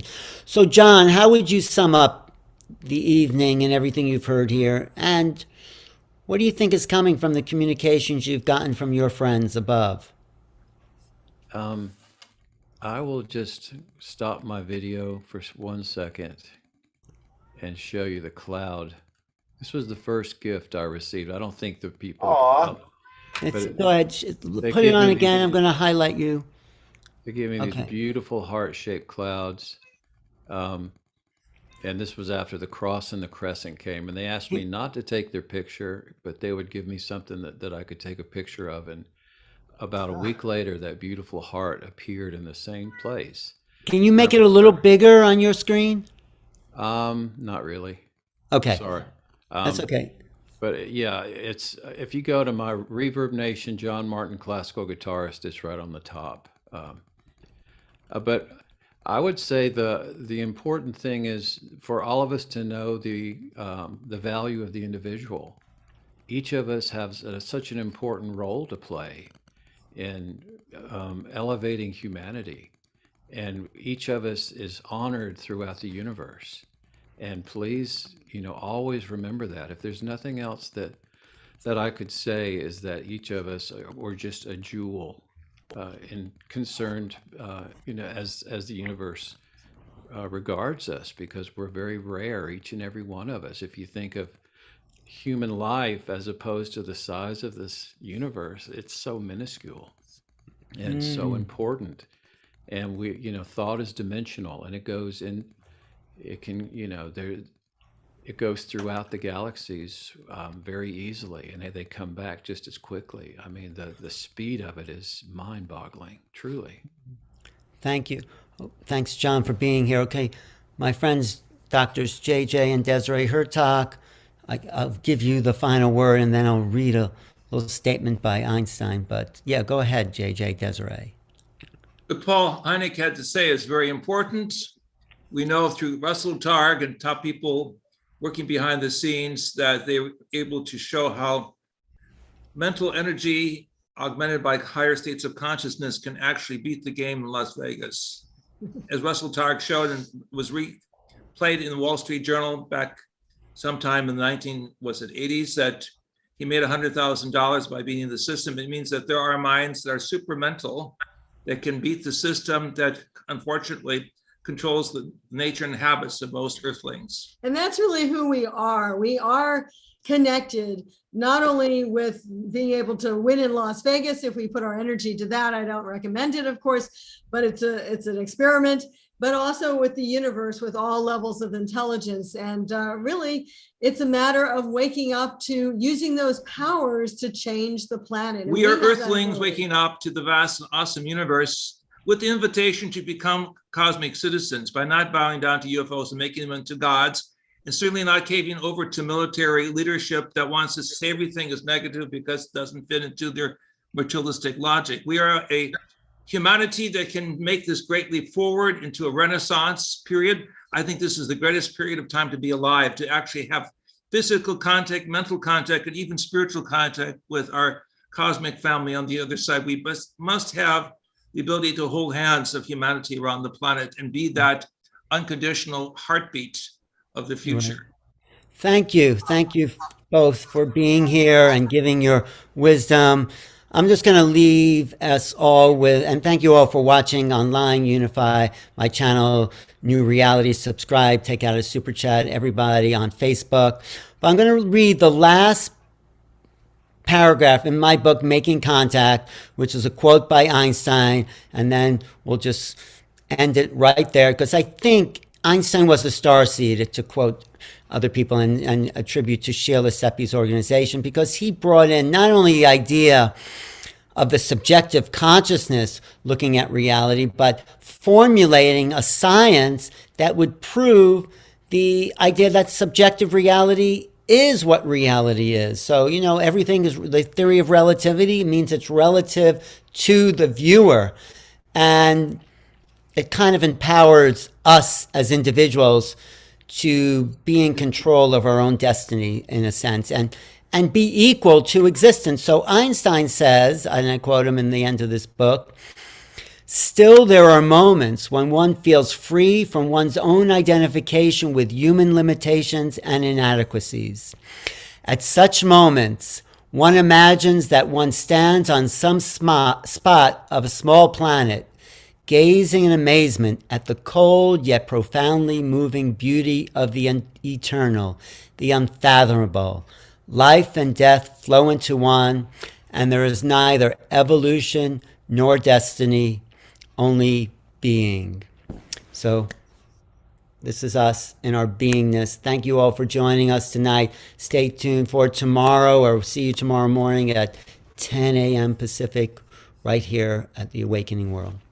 I'm Alan Steinfeld with